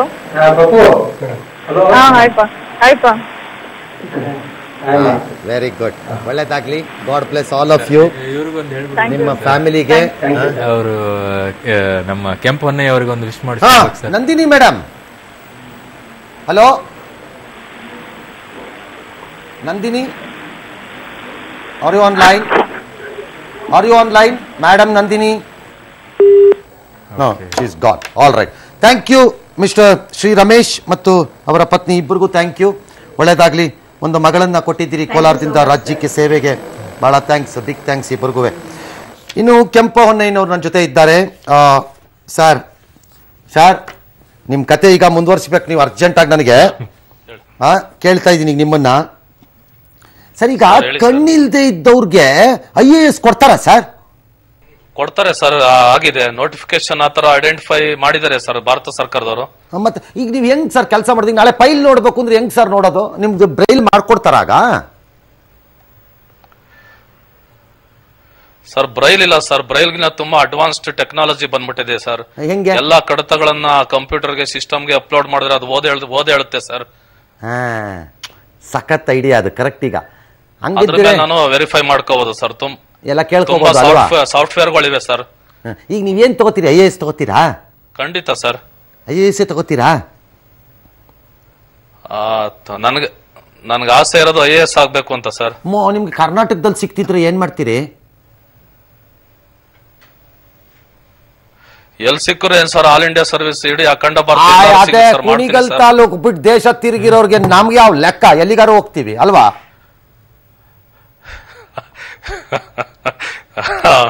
ಹೌದು ಸರ್. ನಂಗೆ ಬಹಳ ಖುಷಿ ಆಗ್ತಿದೆ ಕಣ್ರಿ. ಇಲ್ಲ ಸರ್, ಬಹಳ ಜನ ಏನಂತಾರೆ, ಒಂದ್ ಸರ್ಕಾರಿ ಜಾಬ್ ಸಿಕ್ಕರೆ ಸಾಕು, ಆರಾಮಾಗಿ ಇದ್ಬಿಡು, ಯಾಕೆ ನೀನ್ ತಲೆ ಕೆಡಿಸ್ಕೊಳ್ತಿ ಅಂತಾರೆ. ಬಟ್ ಇವ್ರು ಸರ್ಕಾರಿ ಜಾಬ್ ಸಿಕ್ಕು ಲೆಕ್ಚರರ್ ಆಗಿ ಈಗ ಮತ್ತೆ 2ನೇ ಸಲ ಅಟೆಂಪ್ಟ್ ಮಾಡಿ. ಸರ್, ನಿಂಗೆ ಇನ್ನೊಂದ್ಸರಿ ನಮಸ್ಕಾರ ಆಗ್ತೀನಿ ಸರ್. ಒಂದು ವಿಷಯ ಸರ್. ಹೇಳಿ ಸರ್. ಇದಕ್ಕೆಲ್ಲ ಕಾರಣ ನಮ್ಮ ಮಡದಿ ಸರ್, ಅಚಿಂತ ಅನ್ಬಿಟ್ಟು. ಅವರು ಮೈಸೂರವರೇ. ಎಲ್ಲಿದ್ದಾರೆ ಅವರು? ಎಲ್ಲಿದ್ದಾರೆ? ಅವ್ರ ಜೊತೆ ನೀವು ಒಂದು ಸೆಕೆಂಡ್ ಮಾತಾಡ್ಬೇಕು. ಅಯ್ಯೋ ಕೊಡ್ರಿ ಸ್ವಾಮಿ, ಎಲ್ಲಿದ್ದಾರೆ? ಪಕ್ಕದಲ್ಲೇ ಇದ್ದಾರೆ ಸರ್. ಕೊಡ್ರಿ ತೋರಿಸಿ, ಅವ್ರ ಮಕ್ಕ ನೋಡಬಿಡ್ತೀನಿ. ಅವ್ರ ತೋರಿಸಿ, ಅವ್ರನ್ನ ತೋರಿಸಿ. ಇಲ್ಲೇ ಇದ್ದಾರೆ ಸರ್. ಮೇಡಮ್ ಬನ್ರಿ ಲೈನ್ಗೆ. ಬಂದ್ರು ಮೇಡಮ್, ವೆರಿ ಗುಡ್. ಏನ್ ಮೇಡಮ್ ಸಮಾಚಾರ? ಹಾಕ್ರಪ್ಪ ಬೇಗ. ಇನ್ನೊಬ್ರಿಗೆ ಹಾಕಿ ಇನ್ನೊಂದನ. ಅವ್ರಿಗೆ ಗೊತ್ತಾಗಿಲ್ಲ. ಕೇಳಿಸ್ತಾ ಇದೆಯಮ್ಮ ಈಗ? ಕೇಳಿಸ್ತಾ ಇದೆಯಾ ತಾಯಿ? ಇನ್ನೊಂದು ಅವ್ರಿಗೆ ಹಾಕ್ರಿ. ಇನ್ನೊಂದು ಕಿವಿಗೆ ಹಾಕ್ರಿ. ನಿಮ್ ಯಜಮಾನ್ರ ಕಿವಿಗೆ ಹಾಕ್ತಿ, ಅದನ್ನ ಸಿಕ್ಕಾಕ್ಸಿ ಅಲ್ಲಿ. Very good. ಈಗ ಹೇಳ್ರಿ, ಹೆಂಗ್ರಿ ಮದ್ವೆ ಆದ್ರಿ ಇಬ್ರು? ಹೆಂಗ್ ಮದ್ವೆ ಆಯ್ತು ಸರ್? ನಮ್ದು ಲವ್ ಮ್ಯಾರೇಜ್. ಹೌದಾ? ಎಲ್ಲೋ ಆಯ್ತು? ಹೌದು. ಎಲ್ರಿ ಲವ್ ಸರ್? ಹಾಗೇನೆ ನಾನು ಮೆಂಟಲ್ ರಿಟಾರ್ಡೇಷನ್ ಸರ್. ನಾನು ಸ್ಪೆಷಲ್ ಎಜುಕೇಟರ್ ಸರ್. ಬುದ್ಧಿಮಾಂದ್ಯ ಮಕ್ಕಳು ಶಾಲೆಯಲ್ಲಿ ಪಾಠ ಮಾಡ್ತಾ ಇದ್ದೆ. ಹಾಗೆ ಒಂದಿನ ಇವರು ಸಿಟಿ ಬಸ್ ಸ್ಟ್ಯಾಂಡ್ ಅಲ್ಲಿ ಸಿಕ್ಕಿದ್ರು. ಮತ್ತೆ ಹಾಗೆ ಸ್ಪೆಷಲ್ ಟ್ಯೂಷನ್ ಕೊಟ್ಬಿಟ್ಟು ಮದುವೆ ಆಗ್ಬಿಟ್ರ? ನಾನೇ. ನೀವು ಸುಮ್ಮನೆ ಅಲ್ಲ ಕಣ್ರಿ, ನೀವು ಬಾರಿ ಭರ್ಜರಿ ಇದ್ದೀರಿ ನೀವು. ಇರ್ರಿ ಇಬ್ರು ಒಂದ್ ನಿಮಿಷ ಇರ್ರಿ. ಒಂದ್ ವಿರಾಮ ಇದೆ. ನಮಗೂ ನಮ್ ಬದುಕು ನಮಗ್ ಬೇಡವಾ? ಈಗ ನಿಮ್ ಯಜಮಾನ್ರು ಹೇಳಿಲ್ವಾ ಬದುಕಕ್ಕೆ ಏನಾರು ಬೇಕಿತ್ತಲ್ಲ ಸರ್, ಒಂದು ಉದ್ಯೋಗ ಬೇಕಿತ್ತಲ್ಲ ಸರ್, ಒಂದ್ ನೌಕರಿ ಬೇಕಿತ್ತಲ್ಲ ಸರ್ ಅಂತ ಹೇಳಿಲ್ವಾ ಅವರು? ಹಂಗೆ ನಮಗೂ ಈಗ ವಿರಾಮ ತಗೊಳದಿದ್ರೆ ನಮಗೂ ಬದುಕಿಲ್ಲ, ನಮಗೂ ವೇತನ ಇಲ್ಲ, ನಮಗೂ ನೌಕರಿ ಇರಲ್ಲ. ಆಮೇಲೆ ಇರ್ರಿ ಒಂದ್ ನಿಮಿಷ ಇಬ್ರು. ಆಲ್ ರೈಟ್, ಲಾಸ್ಟ್ ಕೊನೆ ಮಾತುಗಳನ್ನ ಒಂದ್ಸರಿ ಕೇಳಿಸ್ಕೊಂಡ್ಬಿಡ್ತೀನಿ. ಕೆಂಪ ಹೊನ್ನಯ್ಯ ಮತ್ತು ಅವರ ಶ್ರೀಮತಿ ನಮ್ಮ ಜೊತೆ ಇದ್ದಾರೆ. ಇಬ್ಬರಿಗೂ ನಮಸ್ಕಾರ. ಮತ್ತೆ ಮೇಡಮ್ ನಿಮ್ಮ ಹೆಸರೇನು? ಸರ್ ಅಚಿಂತ. ಅಚಿಂತ. ಸರಿ, ನೀವು ಸ್ಪೆಷಲ್ ಟ್ಯೂಟರ್. ಹೌದು. ಇವ್ರನ್ನ ಎಲ್ಲಿ ಹಿಡ್ದಾಕಿದ್ರಿ? ಹೌದು ಸರ್, ಬಸ್ ಸ್ಟ್ಯಾಂಡ್ ಅಲ್ಲಿ ಸರ್. ಅಯ್ಯಪ್ಪ, ಅಷ್ಟು ಕಂಡ್ರೆ ನಿಮ್ ಕತೆ. ಸಿಟಿ ಬಸ್ ಸ್ಟ್ಯಾಂಡ್ ಅಲ್ಲಿ. ಬಸ್ ಸ್ಟ್ಯಾಂಡ್ ಅಲ್ಲಿ ಹಿಡ್ದಾಕಿದ್ರಿ? ರೇ ಸ್ವಾಮಿ, ನಿಮ್ಗೆ ಇನ್ಯಾವ್ದು ಜಾಗ ಇರ್ಲಿಲ್ವೇನ್ರಿ ಸಿಗಾಕೊಳ್ಳಕ್ಕೆ? ಹೌದು ಸರ್. ಅಲ್ಲ ಸರ್, ಅದೇನೋ ಗೊತ್ತಿಲ್ಲ. ಅವತ್ತು ನನ್ಗೆ 5 hours ಆದ್ರೂ ಬಸ್ಸೇ ಸಿಗ್ಲಿಲ್ಲ. ಆಮೇಲೆ ಇವ್ರು ಬಂದ್ರು, ಪರಿಚಯ ಆಯ್ತು. ಮೋಸ್ಟ್ಲಿ ನಾವು ಸೇರ್ಬೇಕು ಅಂತ ಇತ್ತೇನೋ ಆತರ. ಬಹಳ ಅದ್ಭುತ ರೀ. ಈಗ ನೀವೇನ್ ಮಾಡ್ತೀರಿ ಮೇಡಮ್? ಸರ್ ನಾ ಮನೇಲೇ ಇದ್ದೀನಿ ಸರ್. 2 ಮಕ್ಳಿದಾರೆ ನಮ್ಗೆ. ಏನ್ ಖುಷಿಯಾಗಿದ್ದೀರಿ ರೀ? ಬಹಳ ಸಂತೋಷ ಆಗತ್ರಿ ನನಗೆ, ನಿಜವಾಗ್ಲೂ ಹೇಳ್ತೀನಿ. ಈಗ ಸಾಹೇಬ್ರು ಸರ್ ನನ್ನ ತುಂಬಾ ಖುಷಿಯಾಗಿಟ್ಟಿದ್ದಾರೆ. ಏನಂದ್ರಿ? ತುಂಬಾ ಖುಷಿಯಾಗಿ ಇಟ್ಟಿದ್ದಾರೆ ಸರ್ ನನ್ನ. ಎಲ್ಲ ಅವ್ರ ಮನೆಯವರು ಅವರು ಎಲ್ಲ ನನ್ನ ತುಂಬಾ ಖುಷಿಯಾಗಿ ನೋಡ್ಕೋತಾರೆ. ಮತ್ತೆ ಪಕ್ಕದಲ್ಲಿ ಕೂತಿಲ್ವಾ? ಹೀರೋ ಟೈಪ್ ಕಾಣಿಸ್ತಿದೆ ಬಿಡಿ ನನಗೆ. ಇರ್ಲಿ. ಈಗ ನಿಮ್ಮ ಯಜಮಾನ್ರು ಸಾಹೇಬ್ರಾಗೋ ಹೇಳಿ ಹೇಳಿ, ಕೆಂಪನಯ್ಯನವ್ರು ಏನೋ ಹೇಳ್ತಿದ್ದಾರೆ, ಮೈಕ್ ಅವ್ರ ಕಡೆ ತೋರಿಸಿ. ಸರ್ ಸರ್ ಅದೇ ಸರ್, ಊರಲ್ಲಿ ನಮ್ಮ ತಾಯಿ ಇದ್ದಾರೆ ಸರ್, ನಮ್ಮ ಅಣ್ಣ ಎಲ್ಲ ಇದ್ದಾರೆ ಸರ್. ಫ್ಯಾಂಟಾಸ್ಟಿಕ್. ಮತ್ತೆ ನಿಮ್ಮ ಪಬ್ಲಿಕ್ ಟಿವಿ ಪಬ್ಲಿಕ್ ಹೀರೋ ನನಗೆ ತುಂಬಾ ಅಚ್ಚುಮೆಚ್ಚಿನ ಕಾರ್ಯಕ್ರಮ ಸರ್. ಇವತ್ತು ನೀವೇ ನನ್ನ ಪಬ್ಲಿಕ್ ಹೀರೋ ಡಿಕ್ಲೇರ್ ಮಾಡ್ಬಿಟ್ನಲ್ಲ ಆಗ್ಲೇ. ಆಕ್ಚುಲಿ ಆ ಗುಲ್ಬರ್ಗದಲ್ಲಿ ಇಲ್ಲ ಸರ್, ಗುಲ್ಬರ್ಗದಲ್ಲಿ ಆಟೋ ಡ್ರೈವರ್ ಒಬ್ರು 40 ಜನ ಕುಷ್ಠರೋಗಿಗಳನ್ನ ನೋಡ್ಕೊತಾರಲ್ಲ ಸರ್, ಅವರು ರಿಯಲ್ ಪಬ್ಲಿಕ್ ಹೀರೋ ಸರ್. ಆಮೇಲೆ ಒಬ್ರು ತಾತ ಗಿಡ ಪಕ್ಷಿಗಳಿಗೆಲ್ಲ ತಗೊಂಡೋಗಿ ನೀರಿಡ್ತಾರಲ್ಲ ಸರ್, ಅವರು ರಿಯಲ್ ಪಬ್ಲಿಕ್ ಹೀರೋ ಸರ್. ನೆನ್ನೆ ತಾನೇ ಒಬ್ರು ಬ್ಲೈಂಡ್ ಸಂಡ್ರಂಜನೆ ನಂಜೇಗೌಡ ಅಂದ್ಬಿಟ್ಟು ಕೇರ್ಪೇಟೆ ತಾಲೂಕಿಂದ ಮಾತಾಡಿದ್ರಲ್ಲ ಸರ್, ಕಾಯಿ ಸುಳಿತಾರಲ್ಲ ಸರ್ ಅವ್ರ ದಿನಕ್ಕೆ, ಅವರು ನಿಜವಾಗ್ಲೂ ಪಬ್ಲಿಕ್ ಹೀರೋ ಸರ್. ಇವತ್ತು ಮೈಸೂರಿನಿಂದ ಒಬ್ರು ಮಾತಾಡ್ತಾ ಇದಾರಲ್ಲ ಸರ್, ಅವ್ರಿಗೆ 340ನೇ ರ್ಯಾಂಕ್ ಬಂದಿದೆಯಲ್ಲ ಸರ್, ಅವ್ರ ಹೆಸರು ಕೆಂಪಣ್ಣಯ್ಯ ಅಂತಾರಲ್ಲ ಸರ್, ಅವ್ರು ಸ್ಕೂಲ್ ಟೀಚರ್ ಆಗಿದ್ರಲ್ಲ ಸರ್, ಅವರು ಪಬ್ಲಿಕ್ ಹೀರೋ ಸರ್ ಇವತ್ತು. ಅದು ನೀವ್ ಹೇಳ್ತಾ ಇದ್ದೀರಾ ಸರ್. ಮತ್ತೆ ನಾನು ಹೇಳಿದ್ಮೇಲೆ ಪಬ್ಲಿಕ್ ಹೀರೋ ಆಗೋದು, ನೀವು ಹೇಳ್ಕೊಂಬಿಟ್ರೆ ಆಗತ್ತಾ? ಒಳ್ಳೆ ಕತೆ ಐತಲ್ಲ ಇದು. ಆಗಲ್ಲ ಸರ್. ಮತ್ತೆ ನಾನು ಹೇಳ್ಬೇಕು ಇವ್ರು ಪಬ್ಲಿಕ್ ಹೀರೋ ಅಂದಾಗ್ಲೇ ಪಬ್ಲಿಕ್ ಹೀರೋ, ಇಲ್ದಿರೋದು ಹೆಂಗ ಆಗ್ಬಿಡ್ತಾರೆ ಪಬ್ಲಿಕ್ ಹೀರೋ? ಖಂಡಿತ ಸರ್, ಹೌದು ಸರ್. ಹಂಗಾಗಿ ಇವತ್ತಿಂದ ನೀವು ಪಬ್ಲಿಕ್ ಹೀರೋನೇ ನನ್ನ ದೃಷ್ಟಿನಲ್ಲಿ. ಪರ್ಫೆಕ್ಟ್. ಈಗ ಬೇರೆ ರಾಜ್ಯದಲ್ಲಿ IAS ಸಿಕ್ಕಬಹುದು, IAS ಸಿಕ್ಕಬಹುದು, ಹೇಳಕ್ಕಾಗಲ್ಲ. 340 ಪೋಸ್ಟಿಂಗ್ಸ್ ಇರ್ಬೋದು. ಏನ್ ಮೇಡಮ್, ಬಸ್ ಸ್ಟ್ಯಾಂಡ್ ಅಲ್ಲಿ ಹಿಡಿದಿದ್ದವ್ರೀಗ ಸಾಯಾಪುರ್ DC ಗಿಸಿ ಹಾಕಿ ಕುತ್ಕತ್ತಾರೆ, ಹೆಂಗೆ ಇಷ್ಟೋರಿ ಹೋಗಿ ಎಲ್ಲಿ ಹೇಳ್ತೀರಿ ಕತೆ? ಎಲ್ರಿ ಸಿಕ್ಕಿದ್ರು ನಿಮ್ಗೆ ಯಜಮಾನ್ರು ಅಂದ್ರೆ ಬಸ್ ಸ್ಟ್ಯಾಂಡ್ ಅಲ್ಲಿ ಎಂತಿರಲ್ರಿ?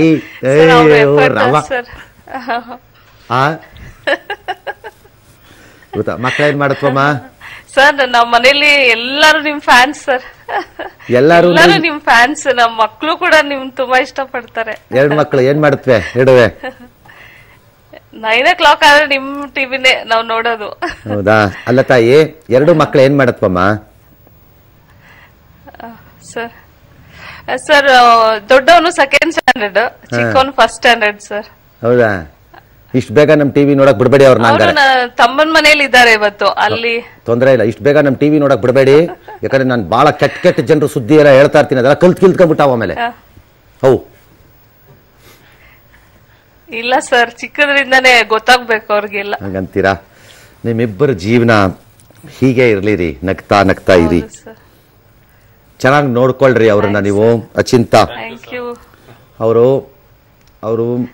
ಖಂಡಿತ ಸರ್, ಖಂಡಿತ. ಅವ್ರು ಬಹಳ ಅದ್ಭುತವಾದ ಕನಸಿಟ್ಕೊಂಡು ಏನೋ ಮಾಡಕ್ ಹೊರಟಿದ್ದಾರೆ. ನನಗೆ ಸಂಪೂರ್ಣವಾದ ವಿಶ್ವಾಸ ಮತ್ತು ನಂಬಿಕೆ ಇದೆ ಕೆಂಪಣ್ಣಯ್ಯನವರ ಬಗ್ಗೆ. ಅವ್ರು ಏನು ಬೇಕಾದರೂ ತಪ್ಪು ಮಾಡಬಹುದು, ಜನರಿಗಂತೂ ಮೋಸ ಮಾಡಲ್ಲ ಅನ್ನೋ ನಂಬಿಕೆ ನನಗಿದೆ. ಅವ್ರ ಜೀವನದಲ್ಲಿ ಇನ್ನೇನು ತಪ್ಪು ಮಾಡ್ತಾರೋ ನಂಗೆ ಗೊತ್ತಿಲ್ಲ, ಜನರಿಗಂತೂ ಅವ್ರು ಮೋಸ ಮಾಡಲ್ಲ ಅನ್ಸತ್ತೆ ನನಗೆ. ಹಂಗಾಗಿ ಜನರಿಗೆ ಒಳ್ಳೇದಾಗ್ಬೇಕು ಅಂದ್ರೆ ನೀವು ಅವ್ರನ್ನ ಚೆನ್ನಾಗಿ ನೋಡ್ಕೋಬೇಕು. ಅದೇ ಸರ್, ಅಷ್ಟು ಮಾಡ್ಬಿಡಿ ನೀವು, ಸಾಕು. ಖಂಡಿತ ಸರ್, ನೋಡ್ಕೋತೀನಿ. ನಮಸ್ಕಾರ ಕೆಂಪಣ್ಣಯ್ಯನವ್ರಿಗೆ, ಹೋಗ್ ಬರ್ಲೇ ಸರ್. ಥ್ಯಾಂಕ್ ಯು ಸರ್, ನಿಮ್ಗೆ ಆಭಾರಿ ಸರ್. ನಾನು ನಿಮ್ಗೆ ಆಭಾರಿ, ನಿಮ್ಮ ಆಭಾರಿ ಸರ್ ನಾನು. All right, thank you both husband and wife. ತುಂಬಾ ದಿನದಿಂದ ನಿಮ್ಮನ್ನು ಮಾತಾಡಿಸ್ಬೇಕು ಅಂತ ಇದ್ದೆ ಸರ್ ನಾನು. Thank you sir. So nice of you, thank you. ಕಾಂಗ್ರೆಸ್ಸಿನ ಆಂತರಿಕ ಗಲಾಟೆ ಎಲ್ಲ ಮುಗಿದಂಗಿದೆ. ಪರಮೇಶ್ವರ್ ಅವ್ರನ್ನ ಅಧ್ಯಕ್ಷರನ್ನಾಗಿ ಮುಂದುವರಿಸ್ತಾ ಇದ್ದಾರೆ. ನಾವೆಲ್ಲ ನಿರೀಕ್ಷೆ ಮಾಡಿದಂತೆಯೇ ಹಲವರಿಗೆ ಹಲವು ತುಪ್ಪಗಳನ್ನು ಅವರವರ ಮೂಗಿಗೆ ತಕ್ಕಂತೆ ಸವರಿದ್ದಾರೆ.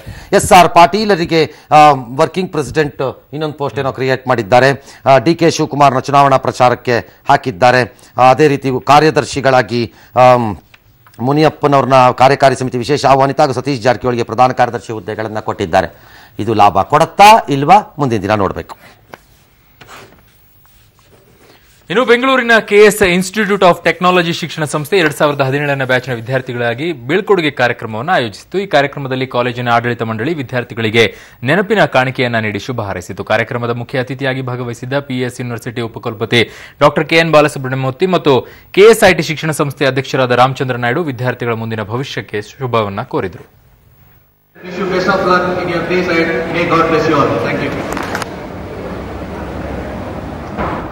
ಇವತ್ತಿನ ಗೋಲ್ಡ್ ರೇಟ್ ಎಷ್ಟಿದೆ ಅಂತ ನೋಡೋಣ. 10 ಗ್ರಾಂ 24 ಕ್ಯಾರೆಟ್ ಶುದ್ಧ ಚಿನ್ನದ ಬೆಲೆ 29,727 ರೂಪಾಯಿ. 10 ಗ್ರಾಂ 22 ಕ್ಯಾರೆಟ್ ಚಿನ್ನದ ಬೆಲೆ 27,250 ರೂಪಾಯಿ ಆಗಿದೆ. ಬೆಳ್ಳಿ ರೇಟ್ 1 ಕೆಜಿಗೆ 40,100 550 ಆಗಿದೆ. ಈ ಗೋಲ್ಡ್ ಮತ್ತು ಸಿಲ್ವರ್ ರೇಟ್ನ ಪ್ರಾಯೋಜಕರು ಶ್ರೀ ವಿನಾಯಕ ಜ್ಯುವೆಲರ್ಸ್, ಕಟ್ಟೆ ವಿನಾಯಕ ದೇವಸ್ಥಾನದ ಎದುರು, ಕೆಆರ್ ಪುರಂ, ಬೆಂಗಳೂರು.